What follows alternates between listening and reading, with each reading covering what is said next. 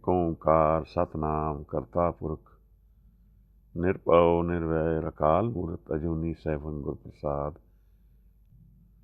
धन धन गुरु ग्रंथ साहब जी महाराज, धन गुरु गोबिंद सिंह साहब सच्चे पातशाह, दसम गुरु साहिबान, कृपा करना साहिब जी। महाराज कह रहे हैं, सच हुक्म तुम्हारा तख्त निवासी, आए ना जाए मेरा प्रभ अविनाशी। निरंकार अपने हुक्म विच हाज़र है। अपने हुक्म के जरिए निरंकार की प्रेजेंस नूं असीं फील कर सकते हैं, जान सकते हैं, निरंकार नूं समझ भी पाते हैं। कुछ इस हुक्म दे राही ही साहिब ने सानू समझाने की कोशिश की है कि दरअसल निराकार कौन है, किवें है। यह मूल मंत्र दी महाराज ने जिहड़ी सानू दृष्टि दिती है। महाराज ने सानू हुक्म नूं जान करके ही सानू प्रगटावा किया है। मूल मंत्र दा साहिब नूं दर्शन होए है। साहिब ने सानू अनुसार उपदेश किए ने। महाराज निरंकार दे दर्शन विच हाज़र ने। उन्होंने सदा ही सारे ब्रह्मंडा खंडा का ज्ञान है।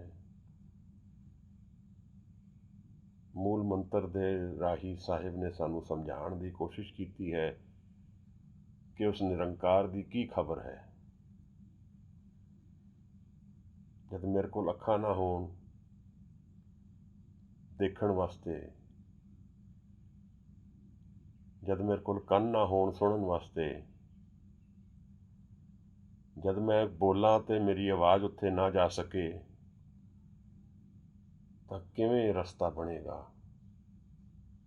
मैं किवें उन्होंने देख पावांगा, जान पावांगा। मैं उन्होंने जान नहीं पाता। इउं समझिए कि गुरु नानक साहब का आगमन सृष्टि विच उत्थे दी खबर लिआंदा है और एक रस्ता खोलता है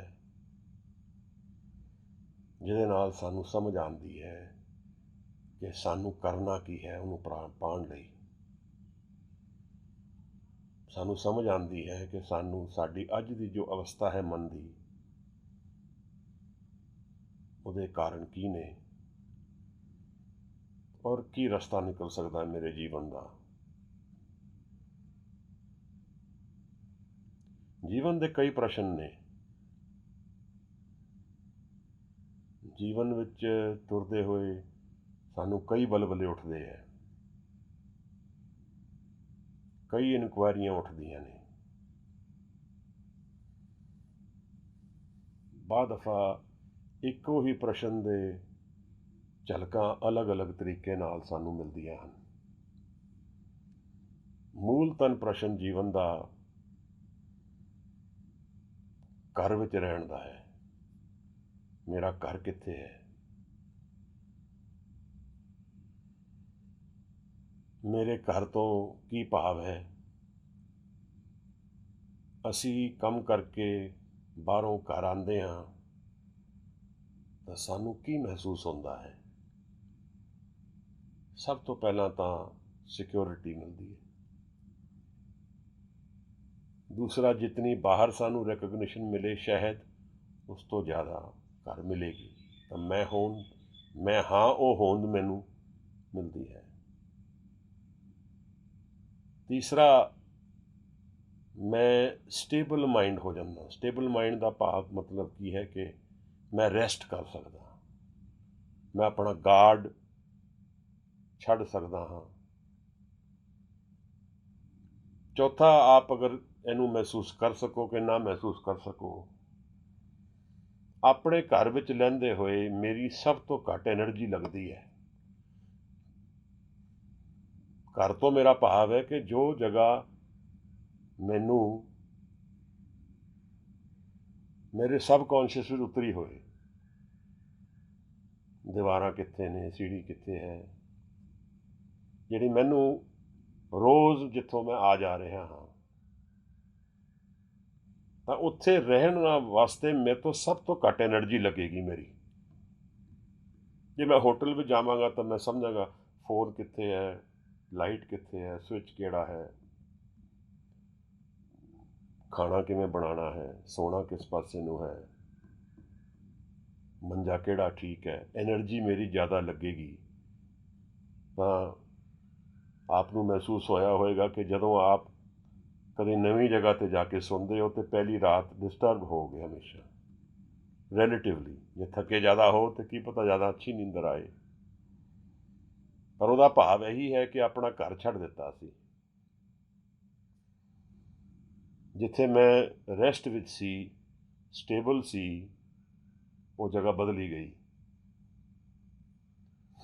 ਬਜ਼ੁਰਗ ਲੋਕਾਂ ਦੇ ਡਾਕਟਰ ਸਾਹਿਬ ਲੋਕ ਅਗਰ ਤੁਸੀਂ ਕਦੇ ਜਾਣੋ ਤਾਂ ਉਹ ਇਹ ਇੱਕ ਨਿਸ਼ਾਨੀਆਂ ਦੱਸਦੇ ਹੈ ਕਿ ਜਦੋਂ ਬਜ਼ੁਰਗ ਕਦੇ ਹਸਪਤਾਲ ਜਾਣਗੇ ਤਾਂ ਡਿਸਓਰੀਐਂਟ ਹੋ ਜਾਣਗੇ।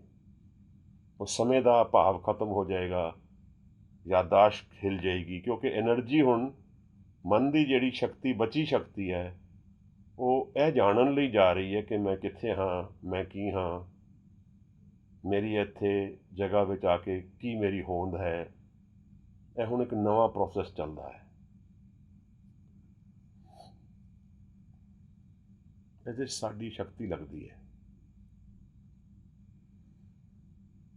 ਤਾਂ ਇੱਕ ਮੂਲ ਪ੍ਰਸ਼ਨ ਮੇਰਾ ਜੀਵਨ ਦਾ, ਸਾਰਿਆਂ ਦੇ ਜੀਵਨ ਦਾ ਹੈ ਕਿ ਮੈਂ ਕੀ ਹਾਂ, ਮੈਂ ਕੌਣ ਹਾਂ। ਕਦੇ ਕਿਸੇ ਨਾਲ ਵਿਚਾਰ ਕੀਤੀ ਜਾਏ, ਕਈ ਵਾਰੀ ਇਨਸਾਨ ਆਪਣੇ ਆਪ ਨੂੰ ਡਾਊਟ ਕਰਦਾ ਪੁੱਛਦਾ ਹੈ, ਤੁਸੀਂ ਕੀ ਜਾਣਦੇ ਹੋ ਮੇਰੇ ਬਾਰੇ। ਅਸੀਂ ਆਪਣੀ ਖੋਜ ਵਿੱਚ ਆਪ ਉਤਰੇ ਹੋਏ ਹਾਂ, ਔਰ ਇਹ ਸਾਰੀ ਸ੍ਰਿਸ਼ਟੀ ਦਾ ਜਿਹੜਾ ਜੀਵਨ ਦਾ ਸਾਡਾ ਵਿਵਹਾਰ ਹੈ, ਜਿਹੜੀ ਜੀਵਨ ਦੀ ਮੇਰੀ ਲਹਿਰ ਹੈ, ਜਿਹੜੀ ਜੀਵਨ ਦੀ ਮੇਰੀ ਚਾਲ ਹੈ, ਕਾਫੀ ਹੱਦ ਤੱਕ ਇਹ ਸਮਝਣ ਲਈ ਹੈ ਕਿ ਇਹ ਮੈਂ ਹੈ ਕਹਾਂ, ਮੈਂ ਕੀ ਚੀਜ਼ ਹਾਂ। ਇਹਨਾਂ ਮਸਲਿਆਂ ਵਿੱਚ, ਯਾਨੀ ਉਲਝਣਾਂ ਵਿੱਚ ਮੈਂ ਕਿੱਥੇ ਹਾਂ। ਇੱਥੇ ਇਹ ਵਹੁਟੀ, ਬੱਚੇ ਜਾਂ ਵਹੁਟੀ ਦਾ ਘਰ ਵਾਲਾ ਹੋਇਆ, ਜੋ ਮੇਰਾ ਜਾਮਾ ਹੈ, ਉਹ ਇਹਨਾਂ ਸਾਰੀਆਂ ਚੀਜ਼ਾਂ ਵਿੱਚ ਮੈਂ ਲੱਭਦਾ ਰਹਿੰਦਾ ਵਾਂ ਕਿ ਮੇਰਾ ਸਕੂਨ ਕਿੱਥੇ ਹੈ, ਪੀਸ ਆਫ ਮਾਈਂਡ ਕਿੱਥੇ ਹੈ, ਮੈਂ ਕਿੱਥੇ ਹਾਂ, ਮੈਨੂੰ ਆਨੰਦ ਕਿੱਥੇ ਆਏਗਾ। ਇਹ ਦੋ ਪ੍ਰਸ਼ਨ ਮੂਲਤਨ ਪ੍ਰਸ਼ਨ ਨੇ ਜੀਵਨ ਦੇ। ਮੈਂ ਕੀ ਹਾਂ, ਮੇਰਾ ਆਨੰਦ ਕਿੱਥੇ ਹੈ। ਇਸ ਤਰ੍ਹਾਂ ਦੇਖਿਆ ਜਾਏ ਤਾਂ ਧੋਖਾ ਹੋਇਆ ਹੈ ਇਨਸਾਨ ਨਾਲ, ਕਿਉਂਕਿ ਰੱਬ ਨੇ ਜੋ ਸਾਨੂੰ ਦਿਖਾਇਆ ਹੈ, ਜੋ ਸੁਣਾਇਆ ਹੈ, ਜੋ ਅਸੀਂ ਜਾਣਿਆ ਹੈ, ਜੋ ਅਸੀਂ ਜਾਣਿਆ ਹੈ, ਉਹ ਦਰਅਸਲ ਅੱਖੋਂ ਦੇਖੀ ਸੱਤ ਨਹੀਂ ਹੈ।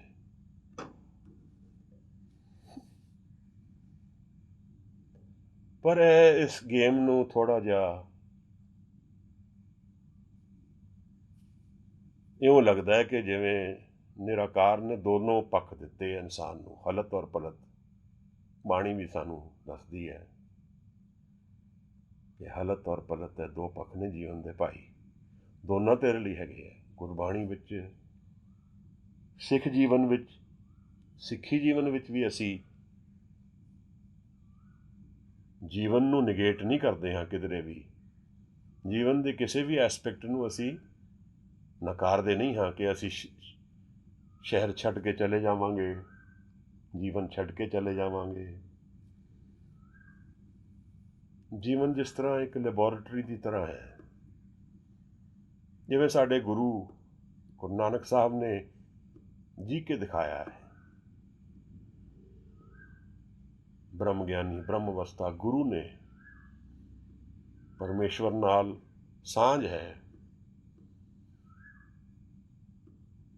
ਜਿਵੇਂ ਜਿਵੇਂ ਕੋਈ ਇਨਸਾਨਾਂ ਦਾ ਡਾਕਟਰ ਹੋਏ, ਤੁਹਾਨੂੰ ਇੱਕ ਵਾਰ ਦੇਖ ਕੇ ਜਾਣ ਲੈ ਕਿ ਰੂਹਾਨੀਅਤ ਵਿੱਚ ਤੋਰਨ ਲਈ ਇਹਨੂੰ ਕੀ ਕਰਨਾ ਹੈ, ਔਰ ਜੇ ਅਸੀਂ ਆਖੇ ਲੱਗੀਏ ਤਾਂ ਸਾਨੂੰ ਤਾਰ ਸਕਦਾ ਹੈ। ਇਹ ਸਾਥ ਨੇ ਪਈ। ਫਿਰ ਗੁਰੂ ਨੇ ਬੜੇ ਪਿਆਰ ਨਾਲ ਆਪਣੀ ਸਾਰੀ ਗੱਲਾਂ ਦਰਜ ਕੀਤੀਆਂ ਨੇ, ਦਰਜ ਕਰਕੇ ਉਹਨਾਂ ਨੂੰ ਸਾਡੇ ਤੱਕ ਪਹੁੰਚਾਇਆ ਹੈ।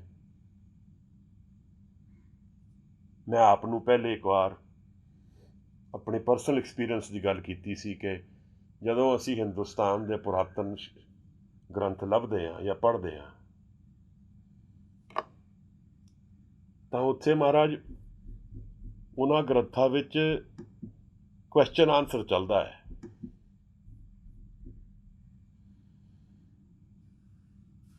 ਜਿਵੇਂ ਅਸੀਂ ਉਪਨਿਸ਼ਦ ਲੈ ਲਈਏ, ਕੋਈ ਪੁੱਛ ਰਿਹਾ, ਕੋਈ ਦੱਸ ਰਿਹਾ ਹੈ।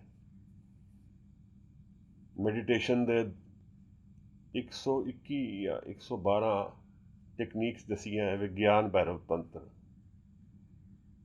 ਉਹਦੇ 'ਚ ਪ੍ਰਸ਼ਨ ਸ਼ਿਵ ਦੱਸਦਾ, ਮਤਲਬ ਕੋਈ ਪੁੱਛ ਰਿਹਾ, ਕੋਈ ਦੱਸ ਰਿਹਾ ਹੈ।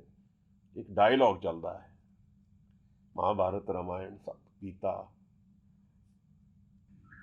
ਉਪਨਿਸ਼ਦ ਵਿੱਚ ਇੱਕ ਡਾਇਲੋਗ ਹੈ, ਰਾਮਾਇਣ, ਗੀਤਾ। ਤਾਂ ਮੇਰੇ 'ਚ ਇੱਕ ਪ੍ਰਸ਼ਨ ਉੱਠਦਾ ਸੀ ਕਿ ਗੁਰੂ ਗ੍ਰੰਥ ਸਾਹਿਬ ਮਹਾਰਾਜ ਦੀ ਡਾਇਲੋਗ ਨਹੀਂ ਹੈ, ਪਰ ਡਾਇਲੋਗ ਤਾਂ ਹੈ। ਰਿਵੀਲਡ ਬਾਣੀ ਗੁਰੂ ਗ੍ਰੰਥ ਸਾਹਿਬ ਜੀ ਮਹਾਰਾਜ ਵਿੱਚ ਦਰਜ ਹੋਈ, ਉਹਨਾਂ ਲੋਕਾਂ ਦੀ ਬਾਣੀ ਉਹਦੇ ਵਿੱਚ ਪਈ ਜਿਹੜੇ ਬ੍ਰਹਮ ਗਿਆਨ ਅਵਸਥਾ 'ਤੇ, ਜਾਂ ਪੱਠਾ ਦੀ ਬਾਣੀ ਪਈ ਜਿਨ੍ਹਾਂ ਨੇ ਗੁਰੂਆਂ ਦੀ ਗੱਲ ਕੀਤੀ। ਇਹਦੇ ਵਿੱਚ ਡਾਇਲੋਗ ਸਿੱਖ ਔਰ ਗੁਰੂ ਦਾ ਚੱਲਦਾ ਹੈ। ਪ੍ਰਸ਼ਨ ਮੇਰੇ ਹੋਣਗੇ ਤਾਂ ਜਵਾਬ ਗੁਰੂ ਦੇਗਾ। ਅਗਰ ਮੇਰਾ ਪ੍ਰਸ਼ਨ ਗਲਤ ਹੋਏਗਾ ਜੀਵਨ ਬਾਰੇ, ਜੀਵਨ ਨੂੰ ਵੈਸੇ ਤਾਂ ਕੋਈ ਪ੍ਰਸ਼ਨ ਗਲਤ ਨਹੀਂ ਹੁੰਦਾ, ਪਰ ਜਿਤਨਾ ਡੂੰਘਾ ਮੇਰਾ ਪ੍ਰਸ਼ਨ ਹੋਏਗਾ ਉਤਨੀ ਡੂੰਘਾਈ ਵਿੱਚ ਗੁਰੂ ਸਾਨੂੰ ਜਵਾਬ ਹਾਜ਼ਰ ਕਰੇਗਾ। ਜਿਤਨਾ ਤੱਤ ਗਿਆਨ ਅਸੀਂ ਲੱਭਾਂਗੇ ਉਤਨਾ ਤੱਤ ਗਿਆਨ ਰਿਵੀਲ ਕਰਨ ਦੀ ਸ਼ਮਤਾ ਗੁਰੂ ਰੱਖਦਾ ਹੈ। ਗੁਰੂ ਜਾਣੀ ਜਾਣ ਹੈ, ਗੁਰੂ ਨੂੰ ਦਰਸ਼ਨ ਨੇ ਪੂਰਨ ਗਿਆਨ ਹੈ। ਗੁਰੂ ਦੇ ਕੌਨਸੈਪਟ ਨੂੰ ਸਮਝਣਾ ਬੜੀ ਪਿਆਰੀ ਗੱਲ ਹੈ। ਕਿਸੇ ਦਿਨ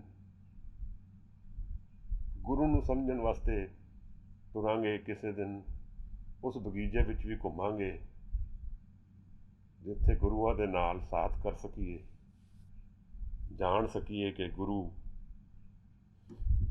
ਦਰਅਸਲ ਕੀ ਹੈ। ਜਪਜੀ ਸਾਹਿਬ ਵਿੱਚ ਮਹਾਰਾਜ ਖੁੱਲ੍ਹਦੇ ਹੈ ਗੁਰੂ ਕੀ ਹੈ, ਗੁਰਪ੍ਰਸਾਦ ਵਿੱਚ ਵੀ ਖੁੱਲ੍ਹ ਸਕਦਾ। ਵੈਸੇ ਅਸੀਂ ਗੁਰੂ ਨੂੰ ਮਿਲਦੇ ਹਾਂ, ਮੱਥਾ ਟੇਕਦੇ ਹਾਂ। ਇਹ ਮੱਥਾ ਟੇਕਣਾ ਆਪਣੇ ਆਪ 'ਚ ਬੜੀ ਅਹਿਮੀਅਤ ਰੱਖਦਾ ਹੈ। ਸੱਚ ਜਾਣੋ, ਜੇ ਕਿਸੇ ਨੂੰ ਮੱਥਾ ਟੇਕਣਾ ਆ ਜਾਏ ਸਾਰਾ ਗਿਆਨ ਉਹਨੂੰ ਮਿਲ ਸਕਦਾ। ਮੱਥਾ ਟੇਕਣ ਵਿੱਚ ਕਈ ਚੀਜ਼ਾਂ ਹਾਜ਼ਰ ਹੁੰਦੀਆਂ। ਮੈਂ ਆਪਣੇ ਸੀਸ ਨੂੰ ਗੁਰੂ ਅੱਗੇ ਹਾਜ਼ਰ ਕਰਦਾ, ਮਨ ਨੂੰ ਅਰਪਣ ਕਰਦਾ, ਮੈਂ ਆਪਣੇ ਆਪ ਨੂੰ ਸਰੈਂਡਰ ਕਰਦਾ। ਮੈਂ ਮੰਨਦਾ ਕਿ ਉਹ ਮੇਰੇ ਗੁਰੂ ਨੇ, ਉਹ ਹਨ, ਮੈਂ ਨਹੀਂ ਹਾਂ। ਜਿਸ ਦਿਨ ਅਸੀਂ ਇਸ ਅਵਸਥਾ ਵਿੱਚ ਕਦੇ ਪਹੁੰਚ ਸਕਾਂਗੇ ਤਾਂ ਸੱਚ ਜਾਣਨਾ ਹਿਰਦੇ 'ਚ ਪ੍ਰਗਾਸ ਹੋ ਜਾਏਗਾ ਨਿਰਾਕਾਰ ਦਾ। ਗੁਰੂ ਸਾਰੇ ਦਰਵਾਜ਼ੇ ਖੋਲ੍ਹ ਦੇਣਗੇ, ਪਰ ਇਹ ਬੜਾ ਔਖਾ ਹੈ। ਆਪਣਾ ਆਪ ਅਰਪਣ ਕਰਨਾ ਬੜਾ ਔਖਾ ਹੈ। ਸਭ ਤੋਂ ਮੁਸ਼ਕਿਲ ਹੈ ਮੈਂ ਛੱਡਣਾ, ਕਿਉਂਕਿ ਉਸ ਮੈਂ ਨੂੰ ਮੈਂ ਹੀ ਖੜਾ ਕੀਤਾ ਹੈ। ਉਸ ਨੂੰ ਮੈਂ ਡਾਊਟ ਨਹੀਂ ਕਰਦਾ। ਮੈਂ ਨਿਰਾਕਾਰ ਨੂੰ ਡਾਊਟ ਜ਼ਰੂਰ ਕਰਦਾ, ਪਰ ਜਿਹੜੀ ਚੀਜ਼ ਨੂੰ ਮੈਂ ਆਪਣੇ ਆਪ ਖੜਾ ਕੀਤਾ ਹੋਏ, ਇਸ ਹੰਕਾਰ ਨੂੰ ਬਚਪਨ ਤੋਂ ਲੈ ਕੇ ਅੱਜ ਤੱਕ ਮੈਂ ਖੜਾ ਕੀਤਾ ਇੱਕ ਇੱਕ ਇੱਟ ਕਰਕੇ। ਜੋ ਮੈਂ ਐਕਟੀਵਿਟੀਜ਼ ਕੀਤੀਆਂ, ਜੋ ਮੈਂ ਕਿਹਾ ਸੁਣਿਆ, ਜੋ ਮੈਂ ਆਪਣੇ ਆਪ ਨੂੰ ਜਿਸ ਤਰ੍ਹਾਂ ਵੀ ਢਾਲਿਆ, ਇਹ ਮੈਂ ਇਹਨੂੰ ਸਮਝਾਉਣ ਵਾਸਤੇ ਜਾਂ ਸਮਝਣ ਵਾਸਤੇ ਢਾਲਿਆ।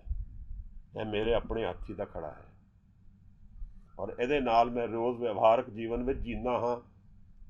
ਸਕਸੈਸਫੁਲੀ ਜਾਂ ਫੇਲੀਅਰ, ਵਰਲਡਲੀ ਭਾਵ ਜੋ ਮਰਜ਼ੀ ਹੋਏ, ਪਰ ਮੇਰੇ ਜੀਣ ਦਾ ਜਿਹੜਾ, ਮੈਨੂੰ ਜੀਣ ਦੀ ਜਿਹੜੀ ਅਵੇਅਰਨੈਸ ਹੈ ਉਹ ਸਿਰਫ ਇਸ ਮੈਂ ਦੇ ਥਰੂ ਹੈ। ਮੈਂ ਹੋਰ ਜੀਵਨ ਜਾਣਦਾ ਹੀ ਨਹੀਂ ਹਾਂ। ਮੈਂ ਇਸ ਈਗੋ ਨੂੰ ਆਪ ਖੜਾ ਕੀਤਾ ਹੈ, ਆਪ ਬਣਾਇਆ ਹੈ, ਇੱਕ ਇੱਕ ਇੱਟ ਕਰਕੇ ਖੜਾ ਕੀਤਾ ਹੈ। ਔਰ ਜਦੋਂ ਤੋਂ ਜਨਮ ਲਿਆ, ਬਚਪਨ 'ਚੋਂ ਖੜੇ ਹੋਏ, ਐਜੂਕੇਸ਼ਨ ਲਈ, ਤਾਂ ਹਮੇਸ਼ਾ ਮੈਂ ਸਾਰੇ ਇੰਟਰੈਕਸ਼ਨਸ ਵਿੱਚ ਆਪਣੇ ਆਪ ਨੂੰ ਸਮਝਣ ਦਾ ਹੀ ਕੋਸ਼ਿਸ਼ ਕਰਦਾ ਰਹਿੰਦਾ ਹਾਂ, ਭਾਵੇਂ ਆਪਣੇ ਪੀਅਰ ਗਰੁੱਪ ਨਾਲ, ਭਾਵੇਂ ਆਪਣੇ ਘਰ ਵਿੱਚ ਭਰਾਵਾਂ ਨਾਲ, ਭੈਣਾਂ ਨਾਲ, ਜਾਂ ਪਿਤਾ ਨਾਲ, ਹੋਰ ਰਿਲੇਸ਼ਨਸ਼ਿਪਸ ਵਿੱਚ। ਸਾਰੀ ਰਿਲੇਸ਼ਨਸ਼ਿਪਸ ਵਿੱਚ ਮੈਂ ਇਹ ਸਮਝਣ ਦੀ ਕੋਸ਼ਿਸ਼ ਕਰਦਾ ਵਾਂ ਕਿ ਮੈਂ ਕੀ ਹਾਂ। ਉਹਦੇ ਵਿੱਚ ਮੈਨੂੰ ਅਗਰ ਬਾਗੀ ਹੋਣਾ ਪੈਂਦਾ ਤਾਂ ਮੈਂ ਬਾਗੀ ਵੀ ਹੁੰਦਾ, ਅਗਰ ਮੈਨੂੰ ਦੂਸਰੇ ਦੀ ਨਾਖੁਸ਼ੀ ਲੈਣੀ ਹੁੰਦੀ ਹੈ ਤਾਂ ਉਹ ਵੀ ਮੈਂ ਕਰਦਾ ਹਾਂ। ਸਭ ਭਾਰ ਚੱਕਣ ਨੂੰ ਮੈਂ ਤਿਆਰ ਹਾਂ, ਬਸ ਮੈਨੂੰ ਇਹ ਸਮਝ ਆ ਜੇ ਕਿ ਮੈਂ ਕੀ ਹਾਂ। ਇਹ ਖੋਜ ਬੜੀ ਡੂੰਘੀ ਹੈ, ਕਈ ਰੋਗਾਂ ਦਾ ਕਾਰਨ ਇਹ ਬਣਦਾ ਹੈ, ਕਈ ਦੁੱਖਾਂ ਦਾ ਕਾਰਨ ਇਹ ਬਣਦਾ ਹੈ, ਔਰ ਇਹਨਾਂ ਪਰੇਸ਼ਾਨੀਆਂ ਵਿੱਚੋਂ ਮੈਂ ਜੀਣਾ ਹਾਂ, ਇਹੀ ਜਾਣਨ ਲਈ ਵੀ ਮੈਂ ਕੀ ਹਾਂ। ਇਹਦੇ 'ਚ ਸਭ ਤੋਂ ਜੋ ਮੁਸ਼ਕਿਲ ਚੀਜ਼ ਮੈਨੂੰ ਲੱਭਦੀ ਹੈ ਕਿ ਇਸ ਮੈਂ ਤੋਂ ਇਲਾਵਾ ਮੈਂ ਹੋਰ ਕੁਝ ਜਾਣਦਾ ਨਹੀਂ ਹਾਂ। ਅਗਰ ਇਸ ਮੈਂ ਨੂੰ ਮੈਂ ਛੱਡ ਦਿਆਂ ਤਾਂ ਮੈਨੂੰ ਨਹੀਂ ਪਤਾ ਮੈਂ ਕੀ ਹਾਂ, ਅਤੇ ਫਿਰ ਉਹ ਇੱਕ ਇਸ ਤਰ੍ਹਾਂ ਦਾ ਭਾਵ ਦਿਖਦਾ ਕਿ ਜਿਵੇਂ ਮੈਨੂੰ ਹਵਾ 'ਚ ਕਿਸੇ ਨੇ ਸਿੱਟ ਦਿੱਤਾ ਅਤੇ ਥੱਲੇ ਜ਼ਮੀਨ ਨਹੀਂ ਹੈ, ਮੇਰੀ ਹੋਂਦ ਨਹੀਂ ਹੈ। ਹੁਣ ਮੈਂ ਕਿੱਧਰ ਜਾਵਾਂਗਾ, ਕਿੱਧਰ ਗਿਰਾਂਗਾ, ਉਹਦਾ ਮੈਨੂੰ ਕੋਈ ਗਿਆਨ ਨਹੀਂ ਹੈ। ਇਹ ਜਿਹੜੀ ਸਥਿਤੀ ਹੈ ਮਨ ਦੀ, ਜਿੱਥੇ ਮੈਨੂੰ ਇਹ ਨਹੀਂ ਪਤਾ ਕਿ ਮੈਂ ਤੋਂ ਇਲਾਵਾ ਮੈਂ ਕੀ ਹਾਂ, ਇਹ ਸਾਰੀ ਚੀਜ਼ ਦਾ ਵਿਘਨ ਬਣਦਾ ਹੈ। ਕੰਪਲੀਟਨੈਸ ਨੂੰ ਜਾਣਨ ਲਈ ਉਹਦਾ ਵਿਘਨ ਬਣਦਾ ਹੈ। ਤਾਂ ਇੱਥੋਂ ਹੀ ਮਹਾਰਾਜ ਨੇ ਫਿਰ ਪ੍ਰਸ਼ਨ ਸਾਨੂੰ ਪੁੱਛਿਆ ਹੈ ਕਿ ਭਾਈ, ਆਪਣੇ ਆਪ ਨੂੰ ਜਾਣਨ ਲਈ ਹੁਕਮ ਦੀ ਰਜ਼ਾ ਵਿੱਚ ਚੱਲਣਾ ਹੋਏਗਾ, ਹੁਕਮ ਨੂੰ ਜਾਣਨਾ ਪਏਗਾ, ਔਰ ਹੁਕਮ ਨੂੰ ਤਾਂ ਹੀ ਜਾਣਾਂਗੇ ਜਦੋਂ ਮੈਂ ਛੱਡਾਂਗੇ। ਤਾਂ ਹੀ ਮੈਂ ਦੇ ਛੱਡਣ ਦੀ ਵਿਧੀ ਨਾਮ ਦੇ ਜ਼ਰੀਏ ਹਾਜ਼ਰ ਹੋਈ ਹੈ। ਤਾਂ ਸਤਿਨਾਮ ਜਿਹੜਾ ਹੈ ਉਹ ਇੱਕ ਜਵਾਬ ਹੈ ਮੇਰੇ ਲਈ ਕਿ ਮੇਰੀ ਹੋਂਦ ਕਿੱਥੇ ਤੱਕ ਹੈ ਔਰ ਮੇਰੇ ਤੋਂ ਬਾਅਦ ਕੀ ਹੈ। ਮੈਂ ਜਿਸ ਦਿਨ ਇਹ ਜਾਣ ਲਿਆ ਕਿ ਮੈਂ ਝੂਠ ਹਾਂ, ਤਾਂ ਮੈਂ ਜਾਣ ਲਵਾਂਗਾ ਫਿਰ ਕਿ ਸੱਚ ਕੁਛ ਹੋਰ ਹੈ। ਝੂਠ ਨੂੰ ਤਿਆਗਾਂਗਾ ਤਾਂ ਸੱਚ ਨੂੰ ਜੀ ਪਾਵਾਂਗਾ, ਔਰ ਸਤਿਨਾਮ ਜਿਹੜਾ ਹੈ ਉਹ ਮੇਰੀ ਸੋਟੀ ਬਣ ਜਾਏਗਾ, ਮੇਰੀ ਡਾਇਰੈਕਸ਼ਨ ਬਣ ਜਾਏਗਾ, ਮੇਰਾ ਕੰਪਸ ਬਣ ਜਾਏਗਾ, ਮੇਰੀ ਗਾਈਡਿੰਗ ਲਾਈਟ ਬਣ ਜਾਏਗਾ, ਮੇਰਾ ਸਹਾਰਾ ਬਣ ਜਾਏਗਾ। ਮੈਂ ਬਣ ਜਾਵਾਂਗਾ ਅਗਰ ਬਾਣੀ ਦਾ ਰੂਪ ਬਣ ਸਕਾਂਗਾ ਤਾਂ। ਮਹਾਰਾਜ ਸਾਨੂੰ ਸਮਝਾਉਂਦੇ ਹੈ ਕਿ ਜਿਹੜਾ ਹੁਕਮ ਉਹਦਾ ਹੁਕਮ ਹੈ, ਉਹਦਾ ਤਖਤ ਹੈ, ਉਹ ਨਾ ਕਿਧਰੇ ਆਉਂਦਾ ਹੈ ਨਾ ਕਿਧਰੇ ਜਾਂਦਾ ਹੈ। ਉਹ ਤਾਂ ਹਾਜ਼ਰ ਹੈ ਹਰ ਜਗ੍ਹਾ, ਹਰ ਸ੍ਰਿਸ਼ਟੀ ਦੇ ਹਰ ਕਣ ਵਿੱਚ ਉਹ ਹਾਜ਼ਰ ਹੈ। ਸ੍ਰਿਸ਼ਟੀ ਦੇ ਹਰ ਪਲ, ਹਰ ਘੜੀ ਦੇ ਵਿੱਚ ਵੀ ਹਾਜ਼ਰ ਹੈ, ਹਰ ਸਥਾਨ 'ਤੇ ਵੀ ਹਾਜ਼ਰ ਹੈ। ਤਾਂ ਜਦੋਂ ਉਹ ਹਰ ਜਗ੍ਹਾ ਹਾਜ਼ਰ ਹੈ, ਫਿਰ ਉਸ ਨੂੰ ਜੂਨੀ ਬਚਾਉਣ ਦੀ ਕੋਈ ਲੋੜ ਨਹੀਂ ਹੈ। ਇਸ ਐਕਸਪੀਰੀਅੰਸ ਵਿੱਚ ਉਹ ਆਪ ਖੜ੍ਹਾ ਹੈ।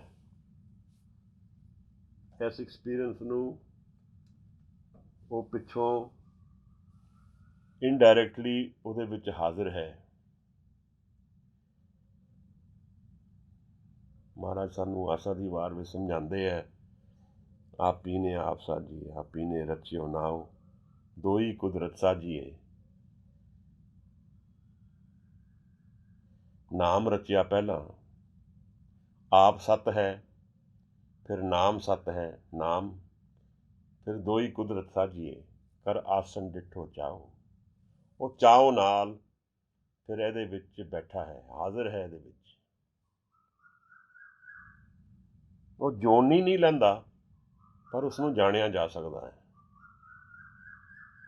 ਉਹ ਜੋਨੀ ਨਹੀਂ ਲੈਂਦਾ, ਪਰ ਉਸ ਨੂੰ ਅੰਤਰ ਦੇ ਐਕਸਪੀਰੀਅੰਸ 'ਚੋਂ ਜਾਣਿਆ ਜਾ ਸਕਦਾ ਹੈ। ਇਹ ਕਿਵੇਂ ਮਹਾਰਾਜ ਦੱਸਦੇ ਸਾਨੂੰ ਕਿ ਜਿਹੜੀ ਗੱਲ,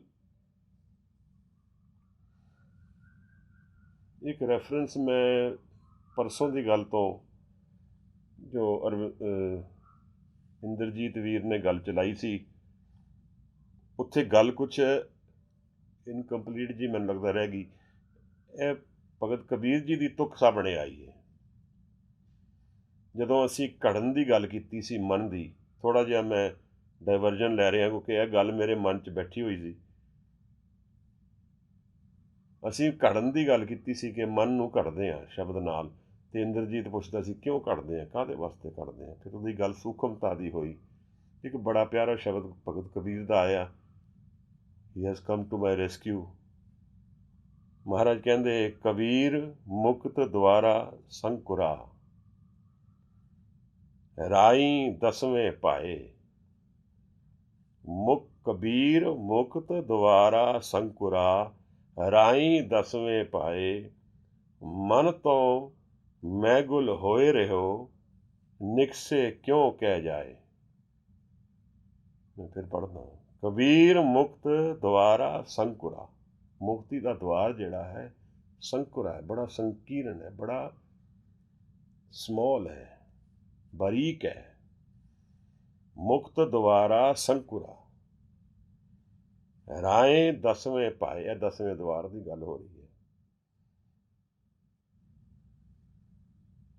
ਮਨ ਤੋਂ ਮੈਗੁਲ ਹੋਏ ਰਹਿਓ, ਨਿਕਸਿਓ ਕਿਉਂ ਕਹਿ ਜਾਏ। ਮਨ ਜਿਹੜਾ ਮੇਰਾ ਹੈ ਉਹ ਮੈਗੁਲ ਹਾਥੀ ਵਰਗਾ ਹੋਇਆ ਹੈ। ਤਾਂ ਮਹਾਰਾਜ ਕਬੀਰ ਸਾਹਿਬ ਕਹਿੰਦੇ ਹੈ ਕਿ ਮਨ ਤਾਂ ਹਾਥੀ ਵਰਗਾ ਭਾਈ, ਨਿਕਸਿਓ ਕਿਉਂ ਕਹਿ ਜਾਏ। ਕਿਵੇਂ ਜਾਏਗਾ ਇਹਦੇ 'ਚੋਂ? ਇੱਕ ਸੰਕੀਰਨ ਮਾਰਗ ਹੈ, ਇੱਕ ਪਤਲੀ, ਉਹਦੇ 'ਚੋਂ ਕਿਵੇਂ ਭਾਰੀ ਮਨ ਜਾਏਗਾ। ਇਹੀ ਵਿਚਾਰ ਅਸੀਂ ਪਰਸੋਂ ਕਰਦੇ ਸੀ ਕੱਲ੍ਹ ਕੇ ਮਨ ਨੂੰ ਘੜਨਾ ਹੈ। ਮੈਂ ਆਪ ਨਾਲ ਕੁਛ ਦਿਨ ਪਹਿਲਾਂ ਇੱਕ ਈਸਾਈ ਮਤ ਦੀ ਇੱਕ ਸੇਇੰਗ ਵਿਚਾਰੀ ਸੀ, it's easier for a camel to enter the eye of the needle than for a rich man to enter the gate of heaven. ਉਹ ਕੀ ਹੈ ਕਿ ਅੱਜ ਦੀ ਬਾਈਬਲ ਜਿਹੜੀ ਹੈ ਲੈਟਨ ਤੋਂ ਕਨਵਰਟ ਹੋਈ ਹੈ, ਇਸ ਕਰਕੇ ਇਹ ਜਿਹੜਾ ਰਿਚ ਮੈਨ ਦਾ ਭਾਵ ਹੈ, ਇਹ ਦਰਅਸਲ ਉਹ ਭਾਵ ਹੈ ਜਿਹੜਾ ਬੈਗੇਜ ਹੈ ਮੇਰਾ, ਜਿਹਦੇ ਕੋਲ ਬਹੁਤ ਸਮਾਨ ਹੈ, ਭਾਰੀ ਹੈ ਜਿਹਦਾ ਮਨ। ਔਰ ਆਈ ਆਫ ਦ ਨੀਡਲ, ਫਿਰ ਉਹੀ ਸੰਕੀਰਨ ਗੱਲ ਆ ਗਈ। ਇਹ ਆਈ ਆਫ ਦ ਨੀਡਲ ਕਿਹੜੀ ਹੈ? ਦਸਵੇਂ ਦੁਆਰ ਦੀ ਗੱਲ ਸਾਹਿਬ ਸਮਝਾਉਂਦੇ ਆ ਸਾਨੂੰ। ਦਰਅਸਲ ਇਹ ਜੀਵਨ ਦਾ ਐਕਸਪੀਰੀਅੰਸ ਬੜਾ ਡੂੰਘਾ ਹੈ। ਜਿਨ੍ਹਾਂ ਦੀ ਅਸੀਂ ਸੰਗਤ ਕੀਤੀ ਉਹ ਬਾਰ-ਬਾਰ ਮੈਨੂੰ ਇੱਕ ਗੱਲ ਸਮਝਾਉਂਦੇ ਸੀ, ਕਹਿੰਦੇ ਯਾਰ ਇਹ ਦੁਨੀਆ ਦਾ ਸਾਰਾ ਕੰਮ ਇੱਕ ਪਾਸੇ, ਔਰ ਆਪਣੀ ਮਾਰਗ ਦੀ ਜਿਹੜੀ ਐਨਰਜੀ ਲੱਗਣੀ ਹੈ ਸਪਿਰਿਚੁਅਲਿਟੀ ਵਿੱਚ, ਉਹ ਇੱਕ ਪਾਸੇ ਪੂਰਾ ਦੁਨੀਆ ਦੇ ਬਰਾਬਰ ਦਾ ਕੰਮ ਹੈ ਉਹ। ਹੁਣ ਮੈਨੂੰ ਤਾਂ ਹਾਲੇ ਤੱਕ ਉਤਨੀ ਗੱਲ ਸਮਝ ਨਹੀਂ ਆਈ ਜਿਤਨੀ ਉਹਨਾਂ ਨੇ ਮੈਨੂੰ ਕਹੀ, ਪਰ ਇਹ ਬਾਰ-ਬਾਰ ਉਹ ਕਹਿੰਦੇ ਸੀ ਮੈਨੂੰ।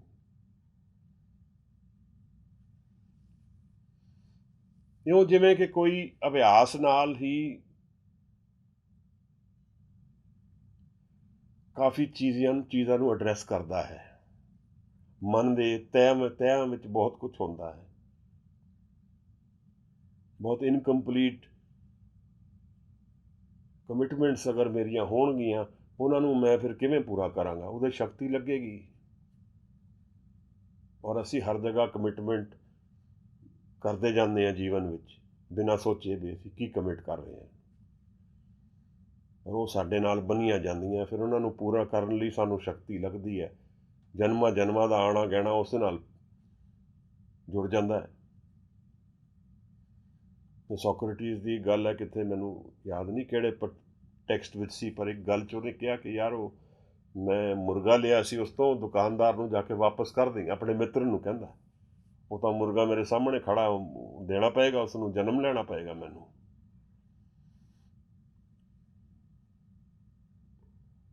ਭਾਵ ਅਰਥ ਕੀ ਹੈ ਮਹਾਰਾਜ ਕਿ ਸਾਡੀ ਇਨਰ ਸਪਿਰਿਚੁਅਲਿਟੀ ਵਿੱਚ એનર્ਜੀ ਬਹੁਤ ਲੱਗਦੀ ਹੈ ਔਰ ਇਹਦੇ 'ਚ ਫੋਕਸ ਸਾਨੂੰ ਕਰਨਾ ਬਹੁਤ ਜ਼ਰੂਰੀ ਹੈ, ਸਮਾਂ ਦੇਣਾ ਬਹੁਤ ਜ਼ਰੂਰੀ ਹੈ। ਔਰ ਜਿਤਨਾ ਅਸੀਂ ਇਹਦੇ ਵਿੱਚ ਇਨਵੈਸਟ ਕਰਾਂਗੇ ਉਤਨੀ ਪੁੱਲ ਵੱਧਦੀ ਜਾਏਗੀ ਇਹਦੀ, ਤਾਂ ਹੀ ਉਤਨਾ ਸਾਨੂੰ ਸਮਝ ਆਏਗੀ ਵੀ ਇਹ ਕੀ ਹੈ। ਕੀ ਅਜੂਨੀ ਦੀ ਗੱਲ ਅਸੀਂ ਕਰਦੇ ਸੀ ਕਿ ਅਜੂਨੀ ਜਿਹੜਾ ਹੈ ਉਹ ਹੁਣ ਜਦੋਂ ਹਾਜ਼ਰ ਹੈ, ਇਹ ਕਬੀਰ ਦੀ ਗੱਲ ਨਾਲ ਇੰਦਰਜੀਤ ਅਗਰ ਆਪ ਨੂੰ ਸਮਝ ਆ ਗਈ ਗੱਲ, ਕਿਤਨੀ ਪਿਆਰਾ ਬਚਨ ਹੈ। ਵੈਸੇ ਦੇਖਿਆ ਜਾਏ ਕਈ ਵਾਰੀ ਇਹੋ ਜਿਹੇ ਬਚਨ ਦੇਖ ਕੇ ਮਨ ਵੈਸੇ ਝੁਕ ਜਾਂਦਾ ਹੈ, ਕਿਉਂਕਿ ਬਾਣੀ ਵਿੱਚ ਮਹਾਰਾਜ ਨੇ ਬਹੁਤ ਕੁਝ ਰਿਵੀਲ ਕੀਤਾ ਹੈ ਔਰ ਉਹਦੀ ਡਾਇਮੈਂਸ਼ਨਸ ਜਿਹੜੀਆਂ ਨੇ ਉਹ ਇੱਕ ਐਲੀਗਰੀ ਦੀ ਤਰ੍ਹਾਂ ਹਰ ਪਲੇਨ ਵਿੱਚ ਉਹਦਾ ਅਲੱਗ ਅਰਥ ਬਣਦਾ ਹੈ। ਆਪ ਨਾਲ ਸ਼ੇਅਰ ਕਰਾਂ, ਮੈਂ ਮੌਲਾਨਾ ਰੂਮੀ ਦੇ ਮਸਨਵੀ ਦੇ ਉੱਤੇ ਡਿਸਕੋਰਸਿਸ ਕਈ ਅਟੈਂਡ ਕੀਤੇ ਸੀ, ਅਤੇ ਉਹਦੇ 'ਚ ਇੱਕ ਬੜਾ ਪਿਆਰਾ ਮੌਲਾਨਾ ਦਾ ਬਚਨ ਆਉਂਦਾ ਹੈ ਕਿ ਹੁਣ ਮੈਨੂੰ ਉਹਨਾਂ ਦੀ ਸਾਰੀ ਰਾਈਟਿੰਗਸ 4 ਲਾਈਨਾਂ ਦੇ ਵਿੱਚ ਖਤਮ ਹੋ ਜਾਂਦੀ ਹੈ। ਸਾਰਾ ਕੁਛ ਹੀ 4 ਲਾਈਨਾਂ 'ਚ ਖਤਮ ਹੋ ਜਾਂਦਾ ਹੈ, 4 ਹੀ ਲਾਈਨਾਂ ਲਿਖਦੇ ਆ ਬਸ, ਉਹਦੇ ਸਾਰਾ ਕੁਝ ਭੇਦ ਉਹਦੇ ਵਿੱਚ ਹੀ ਸਭ ਕੁਛ ਹੈ ਔਰ ਉਹਨਾਂ 4 ਲਾਈਨਾਂ 'ਚ ਪੂਰਾ ਜੀਵਨ ਆ ਜਾਂਦਾ। ਸਮਝ ਇਸ ਤਰ੍ਹਾਂ ਦੀ ਗੱਲ ਕੁਛ ਸਪਿਰਿਚੁਅਲਿਟੀ ਦੀ ਹੁੰਦੀ ਹੈ। ਉਹਦੇ 'ਚ ਉਹ ਲਿਖਦੇ ਆ ਕਿ ਪਾਣੀ ਦੇ ਉੱਤੇ ਟੁਰ ਕੇ ਕੋਈ ਗਿਆ ਔਰ ਉਸਨੇ ਕਿਸ਼ਤੀ ਵਾਲੇ ਦੇ ਮਨ 'ਚ ਕੰਨ 'ਚ ਇੱਕ ਫੂਕ ਮਾਰੀ ਔਰ ਕਿਹਾ ਕੁਛ ਇਹੋ ਜਿਹੀ ਗੱਲ ਜਿਹੜੀ ਸਮਝ ਨਾ ਆਈ ਅਗਲੇ ਨੂੰ, ਔਰ ਫਿਰ ਦੌੜ ਕੇ ਆਪਣੇ ਕੋਲ ਵਾਪਸ ਆ ਗਿਆ ਅਤੇ ਹੱਸਣ ਲੱਗ ਪਿਆ। ਇਸ ਤਰ੍ਹਾਂ ਦਾ ਕੁਛ, ਕਿਉਂਕਿ ਸਮਾਂ ਵੀ ਬੜਾ ਹੋ ਗਿਆ ਮੈਨੂੰ ਯਾਦ। ਇਹਦੇ ਵਿੱਚ ਬਹੁਤ ਕੁਝ ਕਿਹਾ ਮੌਲਾਨਾ ਨੇ। ਭਾਵਨਾ ਜ਼ਿਆਦਾ ਜ਼ਰੂਰੀ ਹੈ, ਭਾਵਨਾ ਜ਼ਿਆਦਾ ਮੁੱਲ ਰੱਖਦੀ ਹੈ। ਅਸੀਂ ਬਾਕੀ ਸਭ ਕੁਝ ਸੰਭਾਲ ਲਈਏ, ਭਾਵਨਾ ਨਾ ਸੰਭਾਲੀਏ, ਗੁਰੂ ਨਾਲ ਅਸੀਂ ਵਾਰਤਾ ਨਹੀਂ ਪਾ ਸਕਾਂਗੇ। ਇਮੋਸ਼ਨਲੀ ਅਸੀਂ ਕਲੋਜ਼ਡ ਹੋ ਜਾਈਏ, ਓਪਨ ਨਾ ਰਹੀਏ, ਤਾਂ ਅਸੀਂ ਗੱਲ ਨਹੀਂ ਕਰ ਸਕਾਂਗੇ ਗੁਰੂ ਨਾਲ। ਇਮੋਸ਼ਨਲ ਐਨਰਜੀ ਨੂੰ ਅਸੀਂ ਨਾ ਵਰਤੀਏ ਤਾਂ ਇੱਕ ਬਹੁਤ ਗਹਿਨ ਐਸਪੈਕਟ ਜੀਵਨ ਦਾ ਚਲਾ ਜਾਏਗਾ। ਉਹਦੇ ਬਿਨਾਂ ਅਧਿਆਤਮ ਦੇ ਭੇਦ ਨਹੀਂ ਖੁੱਲ੍ਹ ਪਾਉਣਗੇ, ਕਿਉਂਕਿ ਇਹ ਤਾਂ ਸਾਰੀ ਗੱਲ ਹੀ ਰੋਮਾਂਸ ਦੀ ਹੈ। ਇਹ ਤਾਂ ਬੜਾ ਉੱਚਾ ਰੋਮਾਂਸ ਹੈ। ਇਹ ਤਾਂ ਆਸ਼ਕੀ ਹੈ ਸਿਰੇ ਦੀ, ਜਿੱਥੇ ਆਪਣਾ ਆਪ ਹੀ ਵਾਰ ਦਿੰਦਾ ਆਸ਼ਕ, ਪੁੱਛਦਾ ਹੀ ਨਹੀਂ ਦਿਨ ਰਾਤ ਕੀ ਹੈ। ਇਤਨਾ ਟਰਸਟ ਕਰਦਾ ਹੈ ਕਿ ਉਸਨੂੰ ਇਹੀ ਨਹੀਂ ਖਬਰ ਕਿ ਉਹਦਾ ਕੱਲ੍ਹ ਕੁਝ ਹੋਏਗਾ ਕਿ ਨਹੀਂ ਹੋਏਗਾ, ਪਰ ਫਿਰ ਵੀ ਨਹੀਂ ਡੋਲਦਾ। ਅਸੀਂ ਗੁਰੂ ਸਾਹਿਬ ਦੇ ਜੀਵਨ ਤੋਂ ਸਮਝ ਲਈਏ, ਕਈ ਐਗਜ਼ਾਮਪਲਸ ਨੇ, ਇੱਕ ਨਹੀਂ ਕਈ ਨੇ। ਅੱਜ ਵੀ ਆਸ਼ਿਕ ਨੇ, ਗੁਰੂ ਗੋਬਿੰਦ ਸਿੰਘ ਸਾਹਿਬ ਦੇ ਆਸ਼ਿਕ ਅੱਜ ਵੀ ਫਿਰਦੇ ਆ। ਦੇਖੋ, ਨਾਂ ਲਓ ਮਹਾਰਾਜ ਦਾ, ਕਿਤਨੇ ਹਾਜ਼ਰ ਹੋ ਜਾਣਗੇ। ਇਹ ਕਿੱਥੋਂ ਆ ਰਿਹਾ ਹੈ?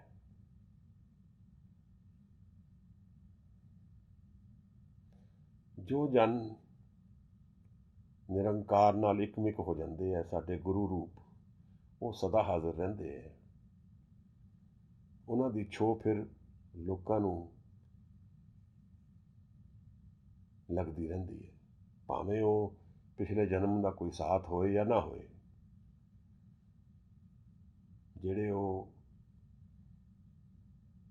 ਇੱਕ ਦਰਸ਼ਨ ਸਮਝ ਲਈਏ, ਬਿਨਾਂ ਅੱਖਾਂ ਦੇ ਇੱਕ ਦਰਸ਼ਨ ਉਹ ਕਰ ਪਾਉਂਦੇ ਨੇ, ਔਰ ਉਹ ਆਸ਼ਕੀ ਉਹਨਾਂ ਨੂੰ ਮਸਤਾਨਾ ਕਰ ਦਿੰਦੀ ਹੈ। ਔਰ ਗੁਰੂ ਸਾਹਿਬ ਤਾਂ ਵੈਸੇ ਵੀ ਇਹੋ ਜਿਹੀ ਪਰਸਨੈਲਿਟੀ ਹਨ। ਪਰਸਨੈਲਿਟੀ ਇੱਕ ਗੱਲ, ਉਹਨਾਂ ਦੀ ਰੂਹਾਨੀਅਤ ਦੂਜੀ ਗੱਲ, ਉਹਨਾਂ ਦਾ ਪ੍ਰੇਮ ਇੱਕ ਹੋਰ ਗੱਲ। ਜਿਹੜਾ ਆਪਣੇ ਸਿੱਖ ਨੂੰ ਹੀ ਆਪਣਾ ਗੁਰੂ ਬਣਾ ਲਏ, ਜਿਹੜਾ ਕਹੇ ਮੇਰੇ 4 ਨੇ ਸਾਰੇ ਹੀ ਮੇਰੇ ਨੇ, ਕਿਹਾ ਛੁੱਟ ਕੇ ਚਾਂ ਬਚ ਕਾ ਕੁਸ਼ਤੇ 4, ਕਿ ਵਾਕੀ ਮੈਂ ਮਾਂ ਦਸ ਤੇਜੀ ਦਾ ਮਾਰ। ਔਰੰਗਜ਼ੇਬ, ਤੂੰ 4 ਨੂੰ ਦੇਖਦਾ ਹੈ, ਬਾਕੀਆਂ ਦਾ ਕੀ ਕਰੇਗਾ? ਮਾਰ ਕਹਿੰਦੇ ਨੇ ਸੱਪ ਨੂੰ ਪਰਜਨ ਵਿੱਚ, ਕਹਿੰਦੇ ਨੇ ਕੁੰਡਲਨੀ ਨਾਲ ਸੱਪ ਜਿਹੜਾ ਮੇਰਾ ਖੜਾ ਹੈ ਖਾਲਸਾ, ਇਹਦਾ ਕੀ ਕਰੇਗਾ ਤੂੰ ਭਾਈ? ਦੇਖੋ ਰੂਹਾਨੀਅਤ ਸ਼ਕਤੀਆਂ, ਰੂਹਾਨੀਅਤ ਖੇਡਾਂ ਇਵੇਂ ਜਿਵੇਂ ਸਾਨੂੰ ਦਿਖਦਾ ਹੈ ਉਸ ਲੌਜਿਕ ਵਿੱਚ ਨਹੀਂ ਬੈਠਦੀਆਂ, ਪਰ ਉਹਨਾਂ ਵਿੱਚ ਇੱਕ ਸੁਪੀਰੀਅਰ ਲੌਜਿਕ ਹਾਜ਼ਰ ਹੈ, ਔਰ ਉਹਨਾਂ ਦੀ ਪ੍ਰੇਮ ਦੀ ਖੇਡ ਤੇ ਅੱਜ ਵੀ ਹਾਜ਼ਰ ਹੈ। ਮੈਨੂੰ ਯਾਦ ਹੈ ਕਿ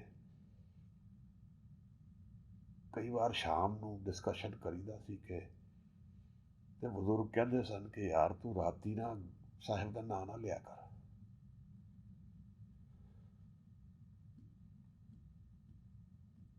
ਕਹਿੰਦੇ ਸਾਰੀ ਰਾਤ ਫਿਰ ਰੋਂਦਾ ਮੈਂ।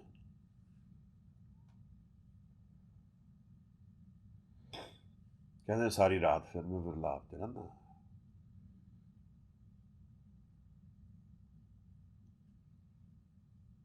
ਦਰਅਸਲ ਉਹ ਛੋਈ ਇਸ ਤਰ੍ਹਾਂ ਦੀ ਹੈ ਕਿ ਜਦੋਂ ਇੱਕ ਵਾਰ ਥੋੜ੍ਹੀ ਜਿਹੀ ਵੀ ਹਲਕੀ ਹਵਾ ਮਹਿਸੂਸ ਹੋ ਜੇ, ਬਦਲਦੇ ਜੀਵਨ ਨੂੰ।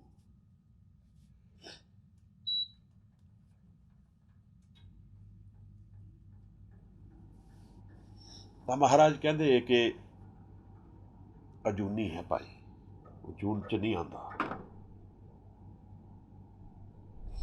ਔਰ ਉਹ ਜੂਨ ਤੋਂ ਪਰੇ ਹੈ।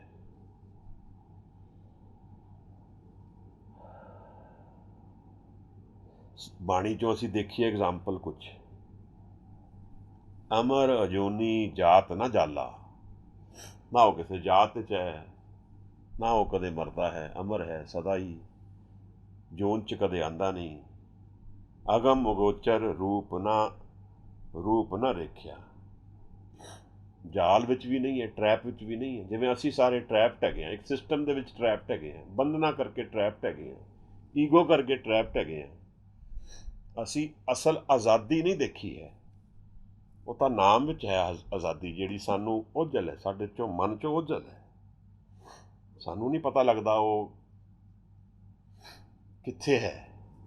ਜਦ ਤੱਕ ਸੁਰਤ ਔਰ ਸ਼ਬਦ ਦੀ ਗੱਲ ਨਾ ਅਸੀਂ ਸੰਭਾਲ ਪਾਈਏ, ਅਸੀਂ ਨਹੀਂ ਜਾਣ ਪਾਵਾਂਗੇ ਕਿ ਆਜ਼ਾਦੀ ਕਿੱਥੇ ਹੈ, ਫਰੀडम ਕਿੱਥੇ ਹੈ। ਹਾਂ, ਅਨਕੰਡੀਸ਼ਨਲ ਪ੍ਰੇਮ ਦੀ ਗੱਲ ਅਸੀਂ ਕਈ ਵਾਰ ਕਰਦੇ ਹਾਂ, ਆਜ਼ਾਦੀ ਦੀ ਨਿਸ਼ਾਨੀ ਹੈ, ਆਜ਼ਾਦੀ ਹੈ, ਉਹ ਨਾਮ ਇੱਕ ਆਜ਼ਾਦੀ ਹੈ। ਮਹਾਰਾਜ ਦੇ ਕੁਝ ਬੜੇ ਪਿਆਰੇ ਸ਼ਬਦ ਨੇ। ਇਹ ਹੁਣ ਇੱਕ ਸ਼ਬਦ, ਮਰਤ ਪਿਆਲਾ ਆਕਾਸ਼ ਦੇਖਿਓ, ਗੁਰ ਸਤਿਗੁਰ ਕਿਰਪਾ ਧਾਰੀ ਜਿਓ, ਸੋ ਬ੍ਰਹਮ ਅਜੋਨੀ ਹੈ ਵੀ ਹੋਨੀ, ਘਟ ਪੀਤਰ ਦੇਖ ਮੁਰਾਰੀ ਜਿਓ। ਦੇਖੋ ਇਹਦੇ ਤੋਂ ਜ਼ਿਆਦਾ ਕਲੀਅਰ ਡਾਇਰੈਕਸ਼ਨ ਨਹੀਂ ਕੋਈ ਦੇ ਸਕਦਾ। ਉਹ ਕਹਿੰਦੇ ਹੈ ਸੋ ਬ੍ਰਹਮ ਅਜੋਨੀ, ਉਹ ਤਾਂ ਜੋਨ 'ਚ ਨਹੀਂ ਆਉਂਦਾ ਭਾਈ, ਹੈ ਵੀ ਹੋਨੀ, ਪਰ ਉਹ ਹੈ ਤਾਂ ਸਹੀ ਹਰ ਜਗ੍ਹਾ। ਘਟ ਭੀਤਰ ਦੇਖ ਮੁਰਾਰੀ ਜੀ, ਪਰ ਕਹਿੰਦੇ ਨੇ ਉਹਦਾ ਐਕਸਪੀਰੀਅੰਸ ਨਹੀਂ ਦੂਰ ਹੈ, ਉਹਨੂੰ ਐਕਸਪੀਰੀਅੰਸ ਕਰਨਾ ਦੂਰ ਨਹੀਂ ਹੈ। ਉਹ ਜੂਨ 'ਚ ਨਹੀਂ ਹੈ, ਉਹ ਇੱਥੇ ਹਾਜ਼ਰ ਨਹੀਂ ਹੈ ਉਸ ਤਰ੍ਹਾਂ ਜਿਸ ਤਰ੍ਹਾਂ ਅਸੀਂ ਸੋਚਦੇ ਹਾਂ ਜਨਮ ਲੈ ਕੇ, ਔਰ ਉਹ ਐਕਸਪੀਰੀਅੰਸ ਕਰਨਾ ਘੱਟ ਵਿੱਚ ਹੈ। ਅੰਦਰ ਜਾਓਗੇ ਤੇ ਪਾਲੋਗੇ। ਜਨਮ ਮਰਨ ਕੋ ਇਹ ਜਗ ਬਪੜੋ, ਜਨਮ ਮਰਨ ਕੋ ਇਹ ਜਗ ਬਪੜੋ, ਇਨ ਦੂਜੇ ਭਗਤ ਵਿਸਾਰੀ ਜਿਓ। ਇਹ ਜਨਮ ਮਰਨ ਦੇ ਵਿੱਚ ਅਸੀਂ ਸਾਰੇ ਬਪੜੇ ਇਨਸਾਨ, ਅਸੀਂ ਜਨਮ ਮਰਨ ਵਿੱਚ ਘੁੰਮਦੇ ਹਾਂ, ਇਹ ਦੂਜੇ ਦੇ ਭਾਵ ਵਿੱਚ ਅਸੀਂ ਘੁੰਮਦੇ ਹਾਂ। ਇੱਕ ਸਾਨੂੰ ਭੁੱਲ ਗਿਆ ਤਾਂ ਦੂਜਾ ਦਾ ਭਾਵ ਰਹਿ ਗਿਆ। ਜਦ ਅਸੀਂ ਦੋ ਦੇਖਣੇ, ਦੁਐਤ ਵਿੱਚ ਜੀਵਨ ਬਿਤਾਤਾ, ਸੁੱਖ ਦੁੱਖ ਦੇ ਗੇੜੇ ਵਿੱਚ ਬਿਤਾਤਾ, ਸਥਿਰਤਾ ਵਿੱਚ ਹਟਾਤਾ ਆਪਣੇ ਮਨ ਨੂੰ, ਤਾਂ ਇੱਕ ਨਹੀਂ ਆਏਗਾ ਫਿਰ ਸਾਡੇ ਨੇੜੇ। ਸਤਿਗੁਰ ਮਿਲੇ ਤਾਂ ਗੁਰਮਤ ਪਾਈਏ। ਦੇਖੋ ਕਿਸੇ ਦਿਨ ਅਸੀਂ ਮਿਲ ਪਾਵਾਂਗੇ। ਇੱਕ ਅਰਦਾਸ ਮਨ ਵਿੱਚ ਕਰਨੀ ਬਣਦੀ ਹੈ, ਮਹਾਰਾਜ ਕਿਸੇ ਦਿਨ ਮੁझ ਤੇ ਕਿਰਪਾ ਕਰ ਦਿਓ, ਮੈਂ ਵੀ ਇੱਕ ਜੀਵਨ ਦਾ ਹੱਲ ਲੱਭਦਾ ਵਾਂ, ਮੈਂ ਵੀ ਇੱਕ ਪ੍ਰਸ਼ਨ ਆਪਣੇ ਜਵਾਬ ਮੰਗਦਾ ਵਾਂ ਕਿ ਮੇਰੀ ਅਸਲੀਅਤ ਹੋਂਦ ਮੈਨੂੰ ਪਤਾ ਲੱਗ ਜਾਏ, ਮੈਂ ਵੀ ਉਹ ਆਨੰਦ ਲੱਭਦਾ ਵਾਂ ਜਿਹੜਾ ਮੇਰੇ ਤੋਂ ਕੋਈ ਲੈ ਨਾ ਸਕੇ। ਗੁਰੂ ਮਹਾਰਾਜ ਕਿਸੇ ਦਿਨ ਮੇਰੇ ਜੀਵਨ ਵਿੱਚ ਉਤਰ ਆਏ, ਸ਼ਬਦ ਰੂਪੀ ਉਤਰ ਆਉਣ। देखो, ये मेरी पुकार तो ही खुलेगा, मेरी भावना तो ही महाराज हाजिर होणगे। फिर की होएगा? सतगुर बंधन तोर निरारे, बाहोर न गर्भ मझारी जियो। सतगुर सारे बंधन तोड़ देगा, फिर गर्भ ਜੋਨ ਵਿੱਚ ਆਉਣ ਦੀ ਲੋੜ ਨਹੀਂ ਪਏਗੀ। ਇਹ ਕਿੰਨੀ ਆਸਾਨੀ ਨਾਲ ਸਾਹਿਬ ਸਾਨੂੰ ਸਮਝਾਉਂਦੇ ਆ, ਕਿੰਨੀ ਪਿਆਰ ਨਾਲ ਸਮਝਾਉਂਦੇ ਆ ਕਿ ਕਿਸ ਪਾਸੇ ਜਾਣਾ ਹੈ। ਇਹਨੂੰ ਅਸੀਂ ਵਿਚਾਰਨਾ ਹੈ, ਇਹਦੇ 'ਚ ਅਭਿਆਸ ਵੀ ਕਰਨਾ ਹੈ। ਇਸ ਸ਼ਬਦ ਦੇ ਰਾਹੀਂ ਇਹ ਇੱਕ ਕਿਸ਼ਤੀ ਹੈ ਜਿਹਦੇ 'ਚ ਅਸੀਂ ਚੜ੍ਹਨਾ ਹੈ।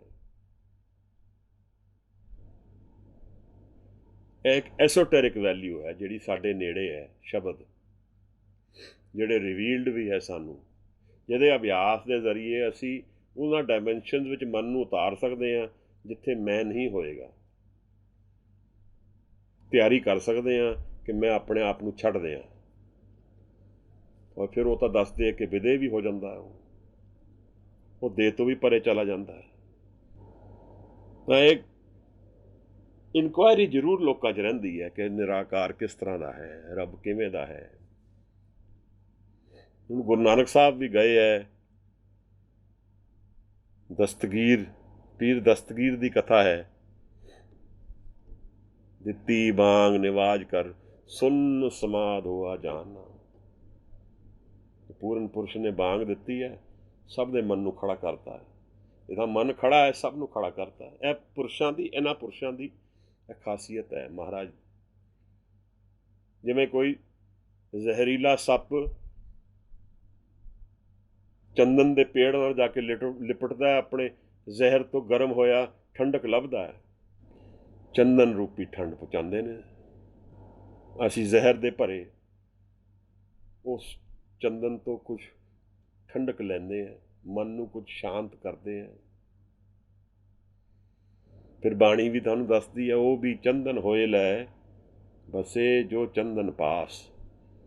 ਚੰਦਨ ਦੇ ਪੇੜ ਦੇ ਨੇੜੇ ਤੇੜੇ ਸਾਰੇ ਪੇੜ ਚੰਦਨ ਹੋ ਜਾਂਦੇ। ਇਹੋ ਜਿਹੇ ਲੋਕਾਂ ਦੀ ਕੁਆਲਿਟੀ ਹੈ। ਦੋ ਘੜੀ ਵੀ ਇਹਨਾਂ ਦੇ ਨਾਲ ਬੈਠ ਕੇ ਕੁਝ ਗੱਲ ਅਬਜ਼ੋਰਬ ਕਰ ਲਈ। ਇੱਕ ਤਾਂ ਇਹ ਨੈਸੈਸਰੀ ਚੀਜ਼ ਹੈ, ਸਵਾਲ ਜਵਾਬ ਵੀ ਆਪ ਹੀ ਦੇ ਦਿੰਦੇ ਆ ਅਸੀਂ ਤਾਂ। ਸਿੱਖੀ ਦਾ ਮੁੱਢਲਾ ਸਿਧਾਂਤ ਹੈ ਕਿ ਅਬਜ਼ੋਰਬ ਕਰਨਾ, ਸੁਣੀਏ। ਤਾਂ ਅਸੀਂ ਉਹ ਸੁਣਨ ਦੀ ਵਿਧੀ ਵਿੱਚ ਅਗਰ ਗੁਰੂ ਦੇ ਅੱਗੇ ਹਾਜ਼ਰ ਹੋਵਾਂਗੇ, ਬੈਠਾਂਗੇ ਕੁਛ ਹੋਰ, ਉੱਠਾਂਗੇ ਕੁਛ ਹੋਰ, ਚਾਲ ਬਦਲ ਜਾਏਗੀ ਜੀਵਨ ਦੀ। ਨਰ ਤੇ ਸੁਰ ਹੋਏ ਜਾਤ ਨਿਮਖ ਮੈਂ ਸਤਿਗੁਰ ਬੁੱਧ ਸਿਖਲਾਈ। ਦੇਖੋ ਇਹ ਕਿਵੇਂ ਮੈਜਿਕ ਹੈ ਨਾ। ਮਹਾਰਾਜ ਕਹਿੰਦੇ ਨਰ ਤੇ ਸੁਰ ਹੋਏ ਜਾਤ, ਦੇਵਤਾ ਬਣ ਜਾਏਗਾ ਨਿਮਖ ਵਿੱਚ, less than a second, fraction of a second. ਸਤਿਗੁਰ ਬੁੱਧ ਸਿਖਲਾਈ, ਨਰ ਤੇ ਉਪਜ ਸਵਰਗ ਕੋ ਜੀਤਿਓ, ਸੋ ਆਉ ਖੁਦ ਮੈਂ ਪਾਈ। ਭਗਤ ਨਾਮਦੇਵ ਦਾ ਕਿਤਨਾ ਪਿਆਰਾ ਸ਼ਬਦ ਹੈ ਭਾਈ। ਧੰਨ ਹੈ ਲੋਕ ਨੇ ਜਿਹੜੇ ਇਹ ਰਿਐਲਿਟੀਜ਼ ਨੂੰ ਸਾਡੇ ਸਾਹਮਣੇ ਦਰਜ ਕਰਕੇ ਦੇ ਗਏ। ਗੁਰੂ ਸਾਹਿਬ ਸਾਨੂੰ ਇਹ ਪ੍ਰਗਟ ਕਰ ਗਏ ਬਾਣੀ। ਤਾਂ ਨਿੱਤ ਮੱਥਾ ਟੇਕੀਏ ਮਹਾਰਾਜ, ਬਾਣੀ ਦਾ ਰੂਪ ਬਣ ਜਾਈਏ।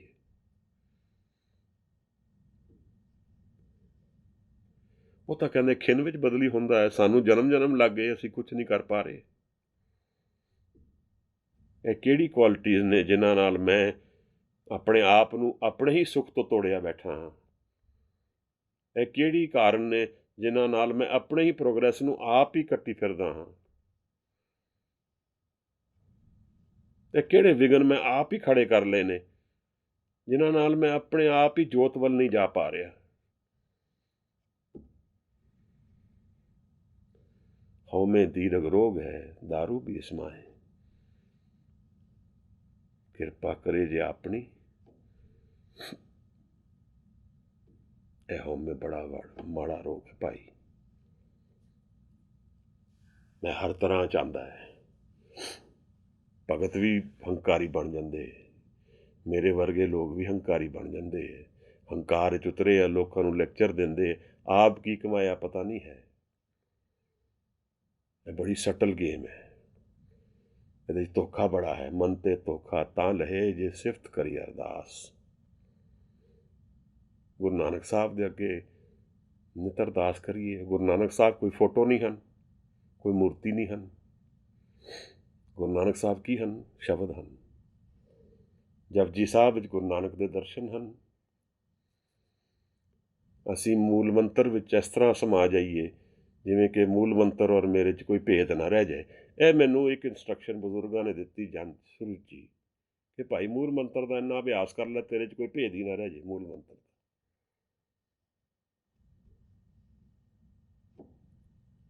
ਬੜੀ ਕੀਮਤੀ ਗੱਲ ਹੈ, ਇਹਨੂੰ ਕਮਾਉਣਾ ਹੈ। ਤੇ ਜੋ ਲੋਕ ਕਮਾ ਜਾਂਦੇ ਨੇ, ਸ਼ਬਦ ਉੱਥੇ ਚਮਤਕਾਰ ਵਰਤਦਾ ਹੈ। ਸਾਨੂੰ ਦਿਖਦਾ ਭਾਵੇਂ ਨਾ ਵੀ ਹੋਏ, ਪਰ ਲੰਬੇ ਸਮੇਂ ਵਿੱਚ ਦਿਖ ਜਾਏਗਾ। ਜਿਹੜੀ ਅਸੀਂ ਜਿਸ ਤਰ੍ਹਾਂ ਉਸ ਦਿਨ ਜ਼ਫਰਨਾਮਾ ਦੀ ਗੱਲ ਵਿਚਾਰੀ ਕਿ ਉਸ ਵੇਲੇ ਜਦੋਂ ਇਹ ਸਭ ਕੁਝ ਹੋ ਰਿਹਾ ਸੀ, ਇਹ ਨਹੀਂ ਸੀ ਅਸੀਂ ਦੇਖ ਪਾ ਰਹੇ ਕਿ ਔਰੰਗਜ਼ੇਬ ਦਾ ਕੀ ਬਣੇਗਾ, ਗੁਰੂ ਗੋਬਿੰਦ ਸਿੰਘ ਸਾਹਿਬ ਕੌਣ ਨੇ, ਅਸੀਂ ਨਹੀਂ ਜਾਣ ਪਾਵਾਂਗੇ ਭਾਵੇਂ, ਕਿਉਂਕਿ ਅੱਖਾਂ ਵਿੱਚੋਂ ਧੋਖਾ ਬੜਾ ਹੈ। ਇਹ ਮਾਇਆ ਮੋਹ ਲੈਂਦੀ ਹੈ, ਇਹਦੀ ਅਸਲੀਅਤ ਛਿਪ ਜਾਂਦੀ ਹੈ। ਪਰ ਜਦੋਂ ਲੰਬੇ ਸਮੇਂ ਵਿੱਚ ਖਿੱਚਾਂਗੇ ਤਾਂ ਕੁਝ ਸਮਝ ਆਏਗੀ। ਕਿਧਰ ਗਿਆ ਔਰੰਗਜ਼ੇਬ? ਕੁਜਾ ਸ਼ਾਹ ਕਹਿ ਖੁਸਰੋ ਜਾਮੇ ਜੰਗ, ਕੁਜਾ ਸ਼ਾਹ ਆਦਮ ਬਸੁਰਦੇ ਆਦਮ। ਕਿਧਰ ਗਏ? ਕੁਜਾ ਕਹਿੰਦੇ ਨੇ ਪਰਸ਼ੀਅਨ ਕਿਧਰ ਗਿਆ? ਕੁਜਾ ਸ਼ਾਹ ਅਕਬਰ ਬਾਬਰ ਕੁਜਾ ਅਸਤ। ਕਿਧਰ ਗਏ ਅਕਬਰ, ਕਿਧਰ ਬਾਬਰ? ਉਹ ਤੇ ਇੱਕ ਟ੍ਰਾਂਜ਼ੀਐਂਟ ਈਗੋ ਫੇਜ਼ ਸੀਗਾ, ਆਇਆ ਔਰ ਗਿਆ। ਉਹ ਰਿਐਲਿਟੀ ਥੋੜ੍ਹੀ ਹੈ। ਨਾ ਉਹ ਰਾਜ ਰਿਐਲਿਟੀ ਹੈ, ਨਾ ਉਹ ਪਰਸਨੈਲਿਟੀ ਰਿਐਲਿਟੀ ਹੈ। ਉਹ ਤਾਂ ਮਿੱਟੀ ਹੈ, ਖਾਕ ਹੋ ਗਿਆ, ਕੁਛ ਵੀ ਨਹੀਂ ਰਿਹਾ। ਅੱਜ ਔਰੰਗਜ਼ੇਬ ਨੂੰ ਯਾਦ ਕਰੋਗੇ, ਆਵਾਜ਼ ਮਾਰੋਗੇ, ਕੁਛ ਵੀ ਨਹੀਂ ਦਿਖੇਗਾ। ਗੁਰੂ ਮਹਾਰਾਜ ਨੂੰ ਯਾਦ ਕਰੋਗੇ, ਹਾਜ਼ਰ ਹੋ ਜਾਣਗੇ, ਤੁਹਾਡੇ 'ਚ ਹਿਰਦੇ ਵਿੱਚ ਹਾਜ਼ਰ ਹੋ ਜਾਣਗੇ, ਪ੍ਰੋਵਾਈਡਡ ਸਾਡੇ ਕੋਲ ਉਹ ਭਾਵਨਾ ਹੋਏ। ਮਹਾਰਾਜ ਗੱਲ ਕੀ ਹੈ ਕਿ ਸਿੱਖ ਦੀ ਅਰਾਧਨਾ ਵਿੱਚ ਗੁਰੂ ਦੇ ਦਰਸ਼ਨ ਹਨ। ਗੁਰੂ ਤੇ ਨਿਰੰਕਾਰ ਵਿੱਚ ਸਮਾਇਆ ਹੋਇਆ ਹੈ, ਉਹਨੂੰ ਸਾਨੂੰ ਆਪਣੀ ਅਰਾਧਨਾ ਨਾਲ ਖਿੱਚਣਾ ਹੈ। ਜੈਸੇ ਅਸੀਂ ਅਰਾਧਾਂਗੇ ਤਾਂ ਉਹ ਸ਼ੇਪ ਐਂਡ ਫਾਰਮ ਵਿੱਚ ਆ ਜਾਣਗੇ, ਜਿਸ ਸ਼ੇਪ ਐਂਡ ਫਾਰਮ ਵਿੱਚ ਅਸੀਂ ਲੱਭਦੇ ਹਾਂ। ਸ਼ੇਪ ਐਂਡ ਫਾਰਮ ਕਿਵੇਂ ਹੈ? ਫਿਜ਼ੀਕਲ ਸ਼ੇਪ ਐਂਡ ਫਾਰਮ ਨਹੀਂ ਹੈ, ਐਸੋਟੈਰਿਕ ਹੈ, ਕਿਉਂਕਿ ਉਹ ਰਿਐਲਿਟੀ ਕਿਧਰੇ ਨਹੀਂ ਗਈ ਹੈ। ਗੁਰੂ ਗੋਬਿੰਦ ਸਿੰਘ ਸਾਹਿਬ ਮਹਾਰਾਜ ਕਿਧਰੇ ਨਹੀਂ ਗਏ ਹਨ, ਹਾਜ਼ਰ ਹਨ। ਔਰ ਇੱਕ ਰੂਪ ਨਾਲ ਅਸੀਂ ਦੇਖੀਏ, ਸ੍ਰਿਸ਼ਟੀ ਦੇ ਕਣ ਕਣ ਵਿੱਚ ਸਮਾਏ ਨੇ। ਉਹ ਧੰਨ ਹਨ ਲੋਕ ਜਿਨ੍ਹਾਂ ਨੂੰ ਉਹ ਦਰਸ਼ਨ ਹੁੰਦੇ ਨੇ। ਜੋ ਸਮਝਾਉਂਦੇ ਸਨ ਮੈਨੂੰ, ਕਹਿੰਦੇ ਹੁੰਦੇ ਨੇ।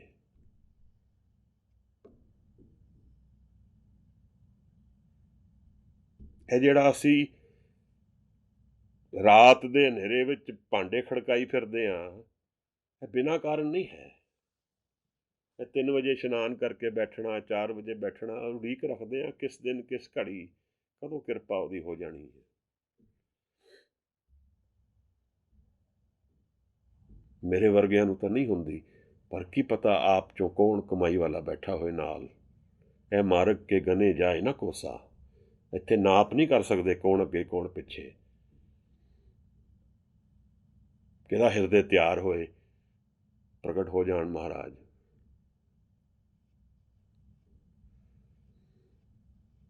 ਤਾਂ ਮਹਾਰਾਜ ਅਜੂਨੀ ਤਾਂ ਹੈ, ਪਰ ਉਹਦਾ ਐਕਸਪੀਰੀਅੰਸ ਸਾਡੇ ਤੋਂ ਦੂਰ ਨਹੀਂ ਹੈ, ਜੂਨਾਂ ਤੋਂ ਪਰੇ ਹੈ, ਪਰ ਉਹਨੂੰ ਜਾਣਿਆ ਜਾ ਸਕਦਾ ਹੈ। ਫਿਰ ਅੱਗੇ ਜਾ ਕੇ ਸਾਨੂੰ, ਅਸੀਂ ਦਸਤਗੀਰ ਦੀ ਗੱਲ ਕਰਦੇ ਸੀ, ਥੋਟ 'ਚੋਂ ਕਈ ਵਾਰ ਫਲੋ ਆ ਜਾਂਦਾ ਹੈ। ਤਾਂ ਦਸਤਗੀਰ ਮਹਾਰਾਜ ਨੂੰ ਪੁੱਛਦਾ ਹੈ ਕਿ ਹਿੰਦੀ ਪੀਰ ਮੈਨੂੰ ਤੂੰ ਇਹ ਦੱਸ ਕਿ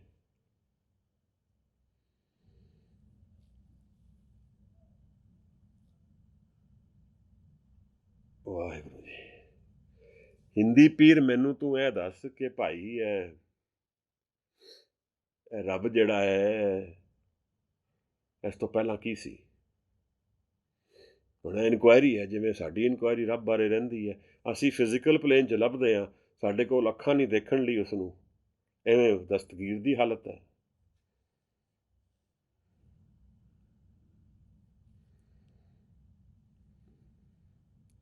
ਤਾਂ ਇਹ ਕਿੱਥੇ ਰਹਿੰਦਾ ਹੈ ਔਰ ਇਹ ਕੀ ਕਰਦਾ ਹੈ? ਇਹ 3 ਪ੍ਰਸ਼ਨਾਂ ਦੇ ਜਵਾਬ ਮੈਨੂੰ ਦੇ, ਤਾਂ ਮੈਂ ਜਾਣਾ ਤਾਂ ਵੀ ਤੂੰ ਪੀਰ ਹੈ।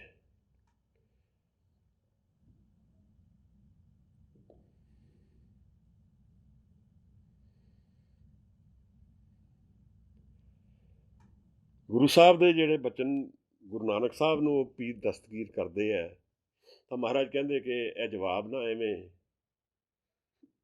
ਮੋਤੀ ਮੰਗਾਓ, ਤਾਂ ਮੋਤੀ ਮੰਗਾਏ ਜਾਂਦੇ ਹੈ। ਮੋਤੀ ਮੰਗਾ ਕੇ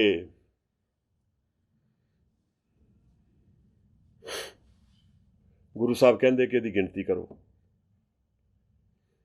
ਦਰਅਸਲ ਕੀ ਹੈ ਕਿ ਜਿਸ ਨੂੰ ਦਰਸ਼ਨ ਪ੍ਰਤੱਖ ਨੇ, ਉਹਨੂੰ ਕਿਸੇ ਰੈਫਰੈਂਸ ਦੀ ਲੋੜ ਨਹੀਂ ਪੈਂਦੀ। ਆਪ ਸਮਝ ਰਹੇ ਹੋ ਕਿ ਅਗਰ ਮੈਂ ਦੇਖ ਰਿਹਾ ਹਾਂ, ਮੇਰੇ ਸਾਹਮਣੇ ਕੁਰਸੀ ਪਈ ਹੈ ਲੱਕੜੀ ਦੀ ਔਰ ਉਹਦਾ ਰੰਗ ਕਾਲਾ ਹੈ, ਔਰ ਤੁਸੀਂ ਮੈਨੂੰ ਪੁੱਛੋਗੇ ਕਿ ਕੁਰਸੀ ਦਾ ਰੰਗ ਕੀ ਹੈ, ਬਨਾਵਟ ਕੀ ਹੈ, ਮੈਨੂੰ ਸਾਰੀ ਡਿਟੇਲਸ ਹਾਜ਼ਰ ਨੇ, ਮੈਂ ਤੁਹਾਨੂੰ ਉਸੇ ਵੇਲੇ ਜਵਾਬ ਦੇ ਸਕਦਾ, ਕਿਉਂਕਿ ਮੈਂ ਦੇਖ ਰਿਹਾ ਹਾਂ। ਗੁਰੂ ਨਾਨਕ ਸਾਹਿਬ ਦੇ ਪ੍ਰਤੱਖ ਦੇਖਦੇ ਹੈ, ਉਹਨਾਂ ਕੋਲ ਕੋਈ ਰੈਫਰੈਂਸ ਦੀ ਲੋੜ ਨਹੀਂ ਹੈ। ਬਲਕਿ ਇਹ ਇਨਕੁਆਇਰੀ ਮੈਨੂੰ ਲੱਗਦਾ ਹੋ ਸਕਦਾ ਮਹਾਰਾਜ ਨੂੰ ਪਲੀਜ਼ਿੰਗ ਹੋਏ, ਕਿਉਂਕਿ ਸੱਤ ਦੇ ਦਰਸ਼ਨ ਉਹਨਾਂ ਦੇ ਹਾਜ਼ਰ ਨੇ, ਤਾਂ ਮਹਾਰਾਜ ਪਹਿਲੇ ਹੀ ਕਹਿ ਦਿੰਦੇ ਕਿ ਲਿਆਓ ਮੋਤੀ ਲਿਆਓ। ਮੋਤੀ ਦੀ ਗਿਣਤੀ ਸ਼ੁਰੂ ਕਰਦਾ, ਉਹ 1 2 3, ਮਹਾਰਾਜ ਕਹਿੰਦੇ ਗਲਤ ਹੈ ਗਿਣਤੀ, ਤਾਂ ਠੀਕ ਤਰ੍ਹਾਂ ਕਰ। ਦਸਤਗੀਰ ਫਿਰ ਕਰਦਾ ਹੈ, ਮਹਾਰਾਜ ਕਹਿੰਦੇ 2 ਤੇ ਰੋਕ ਦਿੰਦੇ ਹੈ, ਫਿਰ 1 ਤੇ ਹੀ ਰੋਕ ਦਿੰਦੇ ਹੈ। ਉਹ ਘਬਰਾ ਜਾਂਦਾ ਹੈ, ਕਹਿੰਦੇ ਤੁਸੀਂ ਦੱਸੋ ਤਾਂ ਸਹੀ, ਸਮਝ ਨਹੀਂ ਆਇਆ। ਕਹਿੰਦੇ 1 ਤੋਂ ਪਹਿਲਾਂ ਕੀ ਸੀ ਭਾਈ? ਤਾਂ ਦਸਤਗੀਰ ਕਹਿੰਦਾ ਕੁਛ ਵੀ ਨਹੀਂ। ਕਹਿੰਦਾ ਤੇਰੇ ਪਹਿਲੇ ਪ੍ਰਸ਼ਨ ਦਾ ਜਵਾਬ ਹੈ ਭਾਈ। ਗੁਰੂ ਨਾਨਕ ਸਾਹਿਬ ਨੇ ਕਿਹਾ ਤੁਹਾਡੇ ਇਹ ਪ੍ਰਸ਼ਨ ਦਾ ਪਹਿਲਾ ਜਵਾਬ ਹੈ ਕਿ ਉਸ ਤੋਂ ਪਹਿਲਾਂ ਕੁਛ ਨਹੀਂ ਹੈ, ਉਹ ਹੈ ਸਭ ਕੁਛ। ਹੁਣ ਇੱਥੇ ਥੋੜ੍ਹਾ ਜਿਹਾ ਰੁਕੀਏ। ਜਦ ਉਸ ਤੋਂ ਪਹਿਲਾਂ ਕੁਛ ਨਹੀਂ ਹੈ, ਤੇ ਜਦੋਂ ਮੈਂ ਕਿੱਥੇ ਵੋਇਡ ਖੜਾ ਕਰਾਂਗਾ ਤਾਂ 1 ਹਾਜ਼ਰ ਹੋ ਜਾਏਗਾ। ਇਹਨੂੰ ਸਮਝਣ ਦੀ ਕੋਸ਼ਿਸ਼ ਕਰੀਏ। 1 ਹੈ, ਹਰ ਜਗ੍ਹਾ ਤੇ ਹੈ, ਪਰ ਮਨ ਦੀ ਆਪਣੀ ਅਵਸਥਾਵਾਂ ਮੈਂ ਭਰ ਚੁੱਕਿਆ ਹਾਂ। ਅਗਰ ਮੈਂ ਉਹਨਾਂ ਨੂੰ ਖਾਲੀ ਕਰਾਂਗਾ ਮੈਂ ਤੋਂ, ਤਾਂ ਉੱਥੇ ਖਾਲੀ ਕੁਛ ਨਹੀਂ ਰਹੇਗਾ, ਵੋਇਡ ਨਹੀਂ ਰਹੇਗਾ, ਸ਼ੂन्य ਕੁਛ ਨਹੀਂ ਹੈ, 1 ਹਾਜ਼ਰ ਹੋ ਜਾਏਗਾ। ਆਪ ਸਮਝ ਰਹੇ ਹੋ? ਮੈਂ ਆਪਣੇ ਆਪ ਦੀ ਜਗ੍ਹਾ ਮਨ ਤੋਂ ਖਾਲੀ ਕੀਤੀ ਤੇ 1 ਹਾਜ਼ਰ ਹੋ ਗਿਆ। ਇਸੇ ਤਰ੍ਹਾਂ ਬਾਣੀ ਸਾਨੂੰ ਕਹਿੰਦੀ ਹੈ, ਹਉਮੈ ਨਾਮੇ ਨਾਲ ਵਿਰੋਧ ਹੈ, ਦੋਏ ਨਾ ਬਸ ਏਕ ਥਾਏ।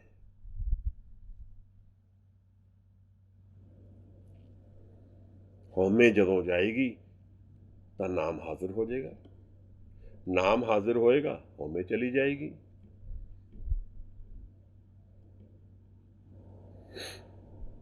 ਫਿਰ ਦੂਸਰਾ ਪ੍ਰਸ਼ਨ ਉਹਦਾ ਹੈ ਕਿ ਰਹਿੰਦਾ ਕਿੱਥੇ ਹੈ? ਤਾਂ ਮਹਾਰਾਜ ਕਹਿੰਦੇ ਹੈ ਕਿ ਫਿਰ ਦੁੱਧ ਮੰਗਾਓ। ਦੁੱਧ ਮੰਗਾਇਆ ਜਾਂਦਾ ਹੈ। ਮਹਾਰਾਜ ਕਹਿੰਦੇ ਇਹਦੇ ਵਿੱਚ ਕੁਛ ਹੈ, ਤਾਂ ਉਹ ਬੜਾ ਬਹਿਸ ਚੱਲਦੀ ਹੈ। ਅਖੀਰ ਮਹਾਰਾਜ ਸਮਝਾਉਂਦੇ ਹੈ ਇਹਦੇ ਅੰਦਰ ਮੱਖਣ ਔਰ ਘਿਓ ਦੋਨੋਂ ਹਾਜ਼ਰ ਨੇ, ਦਿਖਦੇ ਨਹੀਂ ਹਨ ਤੁਹਾਨੂੰ। ਇਸੇ ਤਰ੍ਹਾਂ ਨਿਰਾਕਾਰ ਹਾਜ਼ਰ ਹੈ, ਨਿਰੰਕਾਰ ਸ੍ਰਿਸ਼ਟੀ ਵਿੱਚ ਹਾਜ਼ਰ ਹੈ, ਦਿਖਦਾ ਨਹੀਂ ਹੈ, ਪਰ ਉਹਦਾ ਐਕਸਪੀਰੀਅੰਸ ਕੀਤਾ ਜਾ ਸਕਦਾ। ਤੀਸਰਾ ਵਚਨ ਉਹ ਪੁੱਛਦਾ ਸੀ ਕਰਦਾ ਕੀ ਹੈ? ਤਾਂ ਮਹਾਰਾਜ ਕਹਿੰਦੇ ਫਿਰ ਤੁਸੀਂ ਥੱਲੇ ਆਓ, ਮੈਂ ਉੱਪਰ ਬੈਠ ਕੇ ਜਵਾਬ ਦਿੰਦਾ।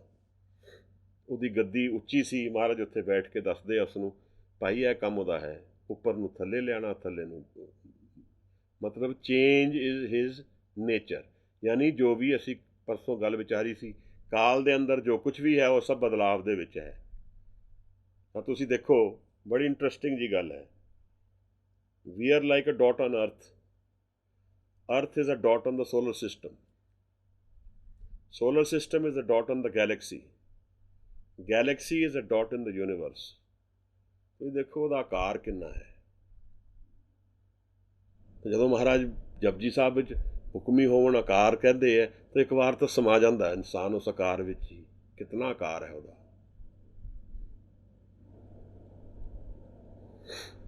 ਤੁਸੀਂ ਮੂਵਮੈਂਟ ਦੀ ਗੱਲ ਦੇਖੋ, ਧਰਤੀ ਜਿਹੜੀ ਹੈ ਇਹ ਸੂਰਜ ਦੇ ਆਲੇ ਦੁਆਲੇ ਘੁੰਮਦੀ ਹੈ।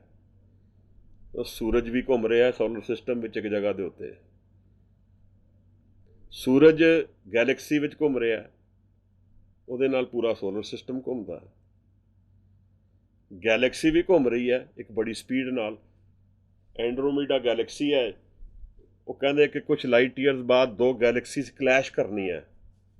ਭਾਈ ਤੁਹਾਨੂੰ ਐਸਟਰੋਨੋਮੀ ਦਾ ਇੰਟਰਸਟ ਹੋਏ ਕਿ ਨਹੀਂ, ਬਚਪਨ 'ਚ ਮੈਨੂੰ ਕਾਫੀ ਇੰਟਰਸਟ ਸੀਗਾ, ਤਾਂ ਮੈਂ ਪੜ੍ਹਦਾ ਰਹਿੰਦਾ ਸੀ ਇਹਨੂੰ, ਬਲੈਕ ਹੋਲਸ ਔਰ life of a star, supernova. ਹੁਣ ਇਹ ਇਸ ਤਰ੍ਹਾਂ ਨਹੀਂ ਹੈ ਕਿ ਜਿੱਥੇ ਅਸੀਂ ਆਪਣੇ ਆਪ ਨੂੰ ਸੈਂਟਰ ਆਫ ਯੂਨੀਵਰਸ ਗਿਣਨ ਲੱਗ ਪਈਏ ਕਿ ਮੈਂ ਹਾਂ ਤਾਂ ਸ੍ਰਿਸ਼ਟੀ ਹੈ, ਜਿੱਥੇ ਕੋਈ ਵੀ ਨਹੀਂ ਹੈ ਤਾਂ ਵੀ ਸ੍ਰਿਸ਼ਟੀ ਹੈ। ਇਨਸਾਨ ਸਾਡੇ ਵਰਗੇ ਨਹੀਂ ਹਨ ਤਾਂ ਵੀ ਉੱਥੇ ਸਭ ਕੁਝ ਹੋ ਰਿਹਾ ਹੈ। ਤਾਂ ਇਸ ਤਰ੍ਹਾਂ ਨਹੀਂ ਹੈ ਵੀ ਸਾਡੇ ਕਰਕੇ ਹੋ ਰਿਹਾ ਹੈ, ਪਰ ਸਾਡੇ ਹਰ ਇੱਕ ਦੇ ਵਿੱਚ ਇੱਕ ਪੋਟੈਂਸ਼ੀਅਲ ਹੈ। ਉਹ ਪੋਟੈਂਸ਼ੀਅਲ ਕੀ ਹੈ? ਭਈ ਪ੍ਰਾਪਤ ਮਾਨੁਖ ਦੇ ਹੁਰੀਆ, ਗੋਬਿੰਦ ਮਿਲਣ ਕੀ ਹੈ ਤੇਰੀ ਬਰੀਆ, ਅਵਰ ਕਾਜ ਤੇਰੇ ਕਿਤੇ ਨਾ ਕਾਮ, ਮਿਲ ਸਾਧ ਸੰਗਤ ਪਦ ਕੇਵਲ ਨਾਮ। ਦਰਅਸਲ ਜਿਸ ਰਿਐਲਿਟੀ ਨੂੰ ਅਸੀਂ ਰਿਐਲਿਟੀ ਗਿਣਦੇ ਹਾਂ, ਸਾਹਿਬ ਸਾਨੂੰ ਸਮਝਾਉਂਦੇ ਆ ਕਿ ਰਿਐਲਿਟੀ ਨਹੀਂ ਹੈ, ਇਹ ਕਾਲ ਦੇ ਅੰਦਰ ਹੈ, ਸਮੇਂ ਦੇ ਅੰਦਰ ਹੈ, ਇਹਨੇ ਖਤਮ ਹੋ ਜਾਣਾ ਹੈ। ਪਰ ਇਹਦੇ ਇਲਾਵਾ ਇੱਕ ਰਿਐਲਿਟੀ ਹੈ ਜੋ ਇਹਦੇ ਥਰੂ ਪਾਈ ਜਾ ਸਕਦੀ ਹੈ, ਜਿਹੜੀ ਸਦਾ ਲਈ ਹੈ। ਤਾਂ before you leave this body, find your feet in that world which is permanent. Before we leave this body, we find our way in that realm which is full of anand. Before we depart from this life, we learn how to fly in the freedom of Shabad. ਫਿਰ ਤਾਂ ਮਜ਼ਾ ਆ ਜਾਣਾ। ਜੋ ਗੁਰੂ ਸਾਹਿਬ ਦੱਸਦੇ ਆ, ਮੈਨੂੰ ਨਹੀਂ ਆ ਰਿਹਾ ਮਹਾਰਾਜ, ਪਰ ਬਾਣੀ ਦੱਸਦੀ ਹੈ।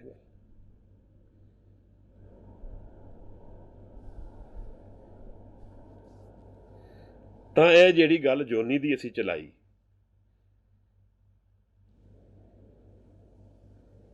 ਤਾਂ ਮਹਾਰਾਜ ਇਹ ਜਿਹੜੀ ਗੱਲ ਦਸਤਗੀਰ ਵਾਲੀ ਹੈ, ਇਹ ਇੱਕ ਸ਼ਬਦ ਵਿੱਚ ਦਰਜ ਕਰਦੇ ਆ। ਫਿਰ ਛਿਨ ਮੈਂ ਰਾਓ ਰੰਕ ਕਰ, ਰਾਓ ਰੰਕ ਕੋ ਕਰਈ, ਛਿਨ ਮੈਂ ਰਾਓ ਰੰਕ ਕੋ ਕਰਈ। ਰੰਕ ਨੂੰ ਰਾਓ ਬਣਾਉਂਦਾ ਇੱਕ ਖਿਨ ਵਿੱਚ, ਰਾਜਾ ਬਣਾ ਦਿੰਦਾ ਹੈ। ਰਾਓ ਰੰਕ ਕਰ ਡਾਰੇ, ਔਰ ਰਾਜੇ ਨੂੰ ਥੱਲੇ ਘੇਰ ਦਿੰਦਾ ਹੈ, ਰੰਕ ਬਣਾ ਦਿੰਦਾ ਹੈ, ਨੌਕਰ ਬਣਾ ਦਿੰਦਾ ਹੈ। ਇਹ ਉਹਦਾ ਕੰਮ ਹੈ। ਉਸਨੇ ਸਾਨੂੰ ਇਨਸਟੇਬਿਲਿਟੀ ਵਿੱਚ ਹੀ ਰਹਿਣ ਦੇਣਾ ਹੈ, ਤਾਂ ਕਿ ਅਸੀਂ ਅਸਲ ਸਟੇਬਿਲਿਟੀ ਲੱਭਣ ਵਾਸਤੇ ਵਿਆਕੁਲ ਹੋ ਕੇ ਚੱਲੀਏ ਔਰ ਉਹ ਸਾਨੂੰ ਮਿਲ ਸਕੇ। ਪਰ ਅਗਰ ਅਸੀਂ ਉਸ ਪੇਨ ਨੂੰ ਅਵੋਇਡ ਕਰਦੇ ਰਹਾਂਗੇ, ਇਸ ਐਕਸਪੀਰੀਅੰਸ ਨੂੰ ਅਵੋਇਡ ਕਰਦੇ ਰਹਾਂਗੇ, ਤਾਂ ਇਹਦੇ 'ਚ ਹੀ ਘੁੰਮਦੇ ਰਹਾਂਗੇ। ਫਿਰ ਉਹ ਇਨਕੰਪਲੀਟਨੈਸ ਦੇ ਵਿੱਚ ਹੀ ਘੁੰਮਦਾ ਰਹੇਗਾ। ਜਾਪ ਦਾ ਕੀਤਾ ਤਪ ਨਹੀਂ ਹੋਇਆ, ਚੇਂਜ ਨਹੀਂ ਲਿਆ ਪਾਇਆ।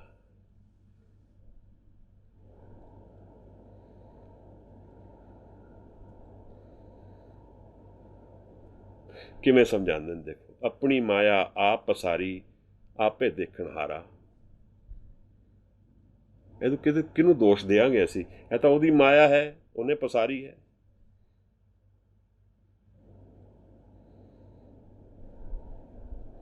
ਰੀਤੇ ਭਰੇ ਭਰੇ ਸੁਖ ਨਾਵੇਂ, ਖਾਲੀ ਨੂੰ ਭਰਦਾ ਹੈ, ਭਰੇ ਨੂੰ ਖਾਲੀ ਕਰ ਦਿੰਦਾ ਹੈ। ਯਾ ਤਾਕੋ ਵਿਵਹਾਰਾ, ਇਹ ਉਹਦਾ ਵਿਵਹਾਰ ਹੈ। ਆਪਣੀ ਮਾਇਆ ਆਪ ਪਸਾਰੀ, ਆਪੇ ਦੇਖਣ ਹਾਰਾ।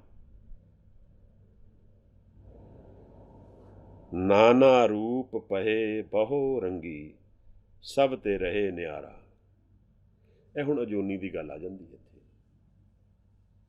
ਇਹ ਰੰਗ ਸਾਰੇ ਉਹਦੇ ਨੇ, ਪਰ ਇਹ ਨਿਆਰਾ ਹੈ ਸਾਰਿਆਂ ਤੋਂ। ਅਗਨਤ ਪਾਰ ਅਲਖ ਨਿਰੰਜਨ, ਜੈ ਸਭ ਜਗ ਭਰਮਾਇਓ। ਸਗਲ ਪਰਮ ਤਜ ਨਾਨਕ ਪ੍ਰਾਣੀ, ਚਰਨ ਤਾਹੇ ਚਿਤ ਲਾਇਓ। ਉਹਦੇ ਚਰਨਾਂ ਨੂੰ ਚਿੱਤ ਕਿਵੇਂ ਲਗਾਵਾਂਗੇ ਮਹਾਰਾਜ? ਦੇਖੋ, ਗੁਰੂ ਸਾਹਿਬ ਨੇ ਸਾਨੂੰ ਸ਼ਬਦ ਨਾਲ ਜੋੜਿਆ ਹੈ, ਔਰ ਸ਼ਬਦ ਇੱਕ ਇਹੋ ਜਿਹਾ ਐਕਸਪੀਰੀਅੰਸ ਹੈ ਜਿਹੜਾ ਕਦੇ ਵੀ ਨਹੀਂ, ਇਹ ਨਿਤ ਨਵਾਂ ਨਿਰੋਆ ਹੈ, ਮਤਲਬ ਐਵਰ ਫਰੈਸ਼।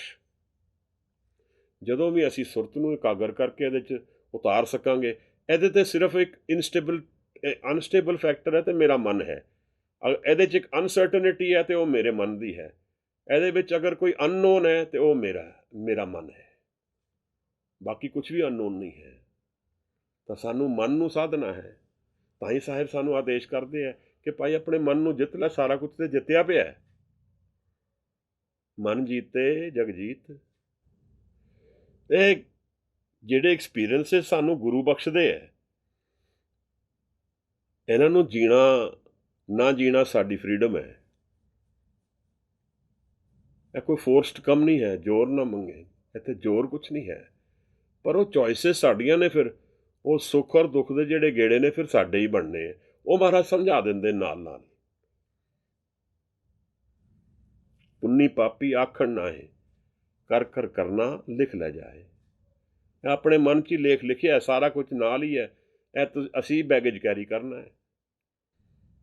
ਇਹ ਗੁਰੂ ਸਾਹਿਬ ਜੋ ਸਾਨੂੰ ਰਸਤਾ ਦੱਸਦੇ ਆ, ਬਾਰ-ਬਾਰ ਬਾਣੀ ਵਿੱਚ ਹਰ ਜਗ੍ਹਾ ਦੱਸਦੇ ਆ, ਸ਼ਬਦ ਦੀ ਗੱਲ ਕਰਦੇ ਆ, ਆਸਾ ਦੀ ਵਾਰ 'ਚ ਕਿੰਨੀ ਵਾਰੀ ਖੋਲ੍ਹਦੇ ਆ। ਇਹਦੇ ਲਈ ਮਨ ਦੀ ਤਿਆਰੀ ਦੀ ਲੋੜ ਹੈ। ਸ਼ਬਦ ਦੇ ਸਾਥ ਚਾਹੀਦਾ, ਸ਼ਬਦ ਦਾ ਪ੍ਰੇਮ ਚਾਹੀਦਾ, ਸ਼ਬਦ ਦੇ ਵਿੱਚ ਲੀਨ ਹੋਣਾ ਸੁਰਤ ਨੂੰ ਚਾਹੀਦਾ ਹੈ। ਸੁਰਤ ਇਕਾਗਰ ਹੋਣੀ ਚਾਹੀਦੀ ਪਹਿਲਾਂ। ਮਨ ਅਗਰ ਭਟਕਦਾ ਰਹੇਗਾ, ਬਾਣੀ ਪੜ੍ਹਦੇ ਰਹਾਂਗੇ, ਜਾਂ ਫਿਰ ਰੋਂਗ ਰੀਜ਼ਨਸ ਵਾਸਤੇ ਪਾਵਾਂਗੇ ਬਾਣੀ ਨਾਲ। ਇਹ ਵੀ ਅਸੀਂ ਕਰਦੇ ਹਾਂ। ਕੋਈ ਲੈਕਚਰ ਦੇਣ ਨੂੰ ਹੀ ਬਾਣੀ ਨਾਲ ਰਸਤਾ ਪਾ ਲੈਂਦਾ ਕਿ 4 ਜਗ੍ਹਾ ਲੈਕਚਰ ਦੇ ਦਿੱਤੇ, ਹੁਣ ਮੈਨੂੰ 10 ਲੋਕ ਮੈਨੂੰ ਸੁਣਦੇ ਆ ਤਾਂ ਗਿਆਨ ਹੋ ਗਿਆ ਮੈਨੂੰ। ਇਹਦਾ ਮਤਲਬ ਜਿਵੇਂ ਉਹ ਦਿਨ ਵੀਰ ਕਹਿ ਰਹੇ ਸੀ ਕਿ 70 ਕਰੋੜ ਬਣੇਗਾ ਸਿੱਖ, ਤਾਂ ਉਹ ਫਿਗਰ ਕਿੱਥੇ ਜਾ ਰਿਹਾ ਹੈ? ਗਿਣਤੀ ਵਿੱਚੋਂ ਕਿੱਥੇ ਸਿੱਖੀ ਗਿਣਤੀ ਤਾਂ ਹੈ ਹੀ ਨਹੀਂ ਇੱਥੇ। ਤਾਂ ਪ੍ਰੇਮ ਦਾ ਰਿਸ਼ਤਾ ਹੈ ਸਾਰਾ। ਹੋਏਗਾ ਤਾਂ ਹੋਏਗਾ, ਉਹ ਉਹਦੇ ਹੁਕਮ 'ਚ ਹੈ। ਪਰ ਉਸ ਐਕਸਪੈਕਟੇਸ਼ਨ ਵਿੱਚ ਮੈਂ ਅੱਜ ਕਿਵੇਂ ਜੀ ਲਾਂਗਾ? ਮੇਰੀ ਸਿੱਖੀ ਫਿਰ ਕਿੱਧਰ ਜਾਏਗੀ? ਸਾਨੂੰ ਤਾਂ ਸ਼ਬਦ ਦੇ ਵਿੱਚ ਡੁਬਕੀ ਲਗਾਉਣੀ ਹੈ, ਆਪਣੇ ਆਪ ਨੂੰ ਗਵਾ ਦੇਣਾ ਹੈ। ਕਿਹੜੀਆਂ ਗਿਣਤੀਆਂ ਰਹਿਣਗੀਆਂ? ਮੈਂ ਹੀ ਨਹੀਂ ਰਹਿਣਾ। ਜਿਸ ਦਿਨ ਮੈਂ ਨਹੀਂ ਰਵਾਂਗਾ, ਉਸ ਦਿਨ ਕਿਰਪਾ ਹੋ ਗਈ। ਮੈਂ ਮਤਲਬ ਮਨ ਜਿਹੜਾ, ਉਹ ਮਨ ਮੇਰਾ ਹੈ, ਉਹ ਨਹੀਂ ਰਹਿਣਾ। ਪਹਿਲਾ ਮਰਨ ਕਬੂਲ, ਜੀਚੇ ਜੀਵਨ ਕੀ ਛੜਾਸ, ਹੋ ਸਭਨਾ ਕੀ ਰਹਿਣ ਕਾ ਤਵਾਓ, ਜੋ ਤਮ ਪ੍ਰੇਮ ਖਿਲਣ ਕਾ ਚਾਓ, ਸਿਰ ਤਰ ਤਲੀ ਗਲੀ ਮੁਰਿਆਓ। ਇਤਮਾਰਗ ਪੈਰ ਤਰੀਜੇ, ਸਿਰ ਦੀਜੇ ਕਾਣ ਨਾ ਕੀਜੇ। ਸਿਰ ਦਾ ਮਤਲਬ ਕੀ ਹੋਇਆ? ਮਨ ਨੂੰ ਅਰਪਣ ਕਰਨਾ। ਇਸ ਕਰਕੇ ਇਹ ਖੇਡ ਵਾਸਤੇ ਪ੍ਰੇਮ ਬੜਾ ਲਾਜ਼ਮੀ ਬਣ ਜਾਂਦਾ ਹੈ, ਕਿਉਂਕਿ ਪ੍ਰੇਮ ਵਿੱਚ ਕੋਈ ਗਿਣਤੀ ਮਿਣਤੀ ਨਹੀਂ ਹੈ। ਕੀ ਲਿੱਤਾ ਦਿੱਤਾ ਗਿਆ, ਕੁਝ ਵਿਵਹਾਰ 'ਚ ਪਤਾ ਹੀ ਨਹੀਂ ਲੱਗਣਾ। ਪ੍ਰੇਮ ਵਿੱਚ ਸਭ ਕੁਝ ਹੋ ਜਾਣਾ ਹੈ। ਮਨ ਵੀ ਦਿੱਤਾ ਜਾਣਾ ਹੈ, ਗਿਆਨ ਵੀ ਮਿਲ ਜਾਣਾ ਹੈ, ਬ੍ਰਹਮ ਗਿਆਨ ਵੀ ਮਿਲ ਜਾਣਾ ਹੈ। ਮਹਾਰਾਜ ਕਹਿੰਦੇ ਪ੍ਰੇਮ ਵਿੱਚ ਸਭ ਕੁਝ ਹੋ ਜਾਏਗਾ। ਯਾਰ ਪ੍ਰੇਮ ਨਾਲ ਵਾਹ ਪਾ ਲੈਣਾ। ਸਾਚ ਕਹੂੰ ਮੈਂ ਸੁਣ ਲਿਓ ਸਭੇ, ਜਿਨ ਪ੍ਰੇਮ ਕੀਓ ਤਿਨ ਹੀ ਪ੍ਰਭ ਪਾਇਓ। ਇਹ ਹੁਣ ਗੱਲ ਅਜੂਨੀ ਦੀ ਹੈ। ਸਹਿਭੰਗ ਦਾ ਵਿਚਾਰ 2 ਤਰ੍ਹਾਂ ਦਾ ਬਣ ਸਕਦਾ ਹੈ। ਆਪਣੇ ਆਪ ਵਿੱਚੋਂ ਬਣਿਆ ਹੋਇਆ ਸਵੈ ਨਾਲ ਹੈ ਆਪਣੇ, ਔਰ ਇੱਕ ਅਰਥ ਇਹ ਵੀ ਨਿਕਲਦੇ ਹੈ ਕਿ ਉਹ ਜੋਤ ਰੂਪ ਆਪਣੀ ਜੋਤ ਵਿੱਚ ਆਪ ਹਾਜ਼ਰ ਹੈ ਅੰਦਰ ਮਨ ਦੇ। ਸਵੈ ਭੰਗ ਇਹ ਵੀ ਬੜਾ ਪਿਆਰਾ ਬਣਦਾ ਹੈ। ਇੱਕ ਤਾਂ ਆਪਣੇ ਆਪ ਹੋ ਗਿਆ, ਇੱਕ ਅਰਥ ਬਣ ਗਏ ਇਹਦੇ। ਇੱਕ ਵਿੱਚ ਜੋਤ ਰੂਪ ਪ੍ਰਕਾਸ਼ ਰੂਪ ਮਨ 'ਚ ਹਾਜ਼ਰ ਹੈ। ਭੂ ਦਾ ਮਤਲਬ ਪ੍ਰਕਾਸ਼ ਬਣਦਾ ਹੈ। ਸਵੈ ਅੰਦਰ ਮੇਰੇ ਭੂ ਜੋਤ ਰੂਪ ਹਾਜ਼ਰ। ਜਿਵੇਂ ਮਹਾਰਾਜ ਕਹਿੰਦੇ ਮਨ ਤੂੰ ਜੋਤ ਸਰੂਪ ਹੈ, ਆਪਣਾ ਮੂਲ ਪਛਾਣ। ਤਾਂ ਮਹਾਰਾਜ ਮੈਂ ਤਾਂ ਇਹ ਅਰਦਾਸ ਕਰਦਾ ਕਿ ਕਿਵੇਂ ਸਾਨੂੰ ਕੋਈ ਵਿਧੀ ਮਿਲ ਜੇ, ਅਸੀਂ ਮਨ 'ਚੋਂ ਜੋਤ ਨੂੰ ਪ੍ਰਗਟ ਕਰ ਪਾਈਏ। ਔਰ ਇਹ ਅਰਦਾਸ ਤੋਂ ਇਲਾਵਾ, ਨਾਮ ਤੋਂ ਇਲਾਵਾ ਹੋਰ ਕੋਈ ਦੂਜਾ ਰਾਹ ਹੈ ਨਹੀਂ ਹੈ। ਹਾਂ, ਸੰਗਤ ਹੈ, ਬਾਣੀ ਹੈ, ਅਭਿਆਸ ਹੈ, ਰਾਗ ਕੀਰਤਨ ਹੈ, ਇਹ ਸਭ ਕੁਝ ਨਾਲ ਆਉਂਦਾ ਫਿਰ। ਪਰ ਕਈ ਲੋਕ ਇਹੋ ਜਿਹੇ ਵੀ ਨੇ ਜਿਹੜੇ ਭਾਂਡੇ ਮਾਂਜ ਕੇ ਹੀ ਪ੍ਰਾਪਤ ਕਰ ਲੈਂਦੇ ਹੈ, ਪਤਾ ਹੀ ਨਹੀਂ ਲੱਗਦਾ ਹੈ ਕੌਣ ਆਇਆ ਤੇ ਕੌਣ ਗਿਆ। ਇਹੋ ਜਿਹੇ ਵੀ ਲੋਕ ਮੈਂ ਦਰਸ਼ਨ ਕੀਤੇ ਕਈ ਵਾਰ। ਤੁਸੀਂ ਕਹੋਗੇ ਇਹ ਤੇ ਕੁਛ ਵੀ ਨਹੀਂ ਹੈ, ਪਰ ਉਹਨਾਂ ਕੋਲ ਪੂਰਾ ਗਿਆਨ ਹੈ। ਔਰ ਉਹਨਾਂ ਨੇ ਕਿਵੇਂ ਪ੍ਰਾਪਤ ਕੀਤਾ? ਪ੍ਰੇਮ ਨਾਲ ਕੀਤਾ, ਡੂੰਘਾਈ ਵਿੱਚ ਕੀਤਾ, ਗੁਪਤ ਰੱਖ ਕੇ ਕੀਤਾ। ਜਿਵੇਂ ਅਸੀਂ ਇਹ ਗੱਲਾਂ ਪ੍ਰਗਟ ਕਰਦੇ ਹਾਂ, ਲੈਕਚਰ ਆਪਸ ਵਿੱਚ ਦਿੰਦੇ ਹਾਂ, ਇਹ ਕੁਛ ਉਹਨਾਂ ਨੂੰ ਲੋੜ ਨਹੀਂ ਹੈ। ਉਹਨਾਂ ਨੇ ਜੀਵਨ ਦੇ ਐਕਸਪੀਰੀਅੰਸ 'ਚੋਂ ਨਿਚੋੜ ਕੱਢ ਲਿਆ ਔਰ ਇੱਕ ਜਗ੍ਹਾ ਮਨ ਨੂੰ ਖੜਾ ਕਰ ਲਿਆ। ਕਿਤੇ ਮਰਜ਼ੀ ਖੜਾ ਕਰ ਲਓ, ਇੱਕ ਬਚਨ ਦੇ ਵਿੱਚ ਪੂਰਨ ਕਮਾਈ ਕਰ ਲਓਗੇ, ਸਿਰੇ ਤੇ ਗੱਲ ਆ ਗਈ।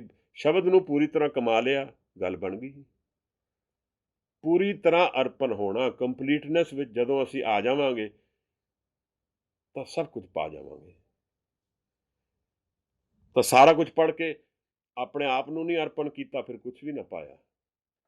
ਆਸਾ ਦੀ ਵਾਰ 'ਚ ਮਹਾਰਾਜ ਸਮਝਾਉਂਦੇ ਵੀ ਨੇ ਸਾਨੂੰ, ਪੜ੍ਹ ਗੱਡੀ ਲੱਦੀ ਹੈ। ਫਿਰ ਪੁਰਾਣੇ ਜ਼ਮਾਨੇ ਵਿੱਚ ਗੱਡਾਂ ਲੱਦ ਕੇ ਕਿਤਾਬਾਂ ਦੇ ਆਪਸ ਵਿੱਚ ਬਹਿਸ ਹੁੰਦੀ ਸੀ ਲੋਕਾਂ ਦੀ, ਕਿਸ ਕੋਲ ਜ਼ਿਆਦਾ ਗਿਆਨ ਹੈ। ਮਹਾਰਾਜ ਕਹਿੰਦੇ ਇਹ ਕਾਹਦਾ ਗਿਆਨ ਹੋਇਆ? ਇੱਕ ਅੰਤਰ ਮਨ ਦੀ ਇੱਕ ਅਵਸਥਾ ਹੈ ਜਿਹੜੀ ਸਾਰੀ ਕਿਤਾਬਾਂ ਦੀ ਰੈਫਰੈਂਸ ਪੁਆਇੰਟ ਹੈ। ਸਾਰੀ ਕਿਤਾਬਾਂ ਦੀ ਮੀਨਿੰਗ ਉੱਥੇ ਹਾਜ਼ਰ ਹੋ ਜਾਏਗਾ ਜੇ ਅੰਤਰ ਅਸੀਂ ਪੜ੍ਹਨਾ ਜਾਣ ਲਵਾਂਗੇ ਆਪਣਾ। ਅਜੂਨੀ ਸੈਭੰ, ਦਰਸ਼ਨ ਕਰੀਏ ਅਜੂਨੀ ਸੈਭੰ ਮਹਾਰਾਜ।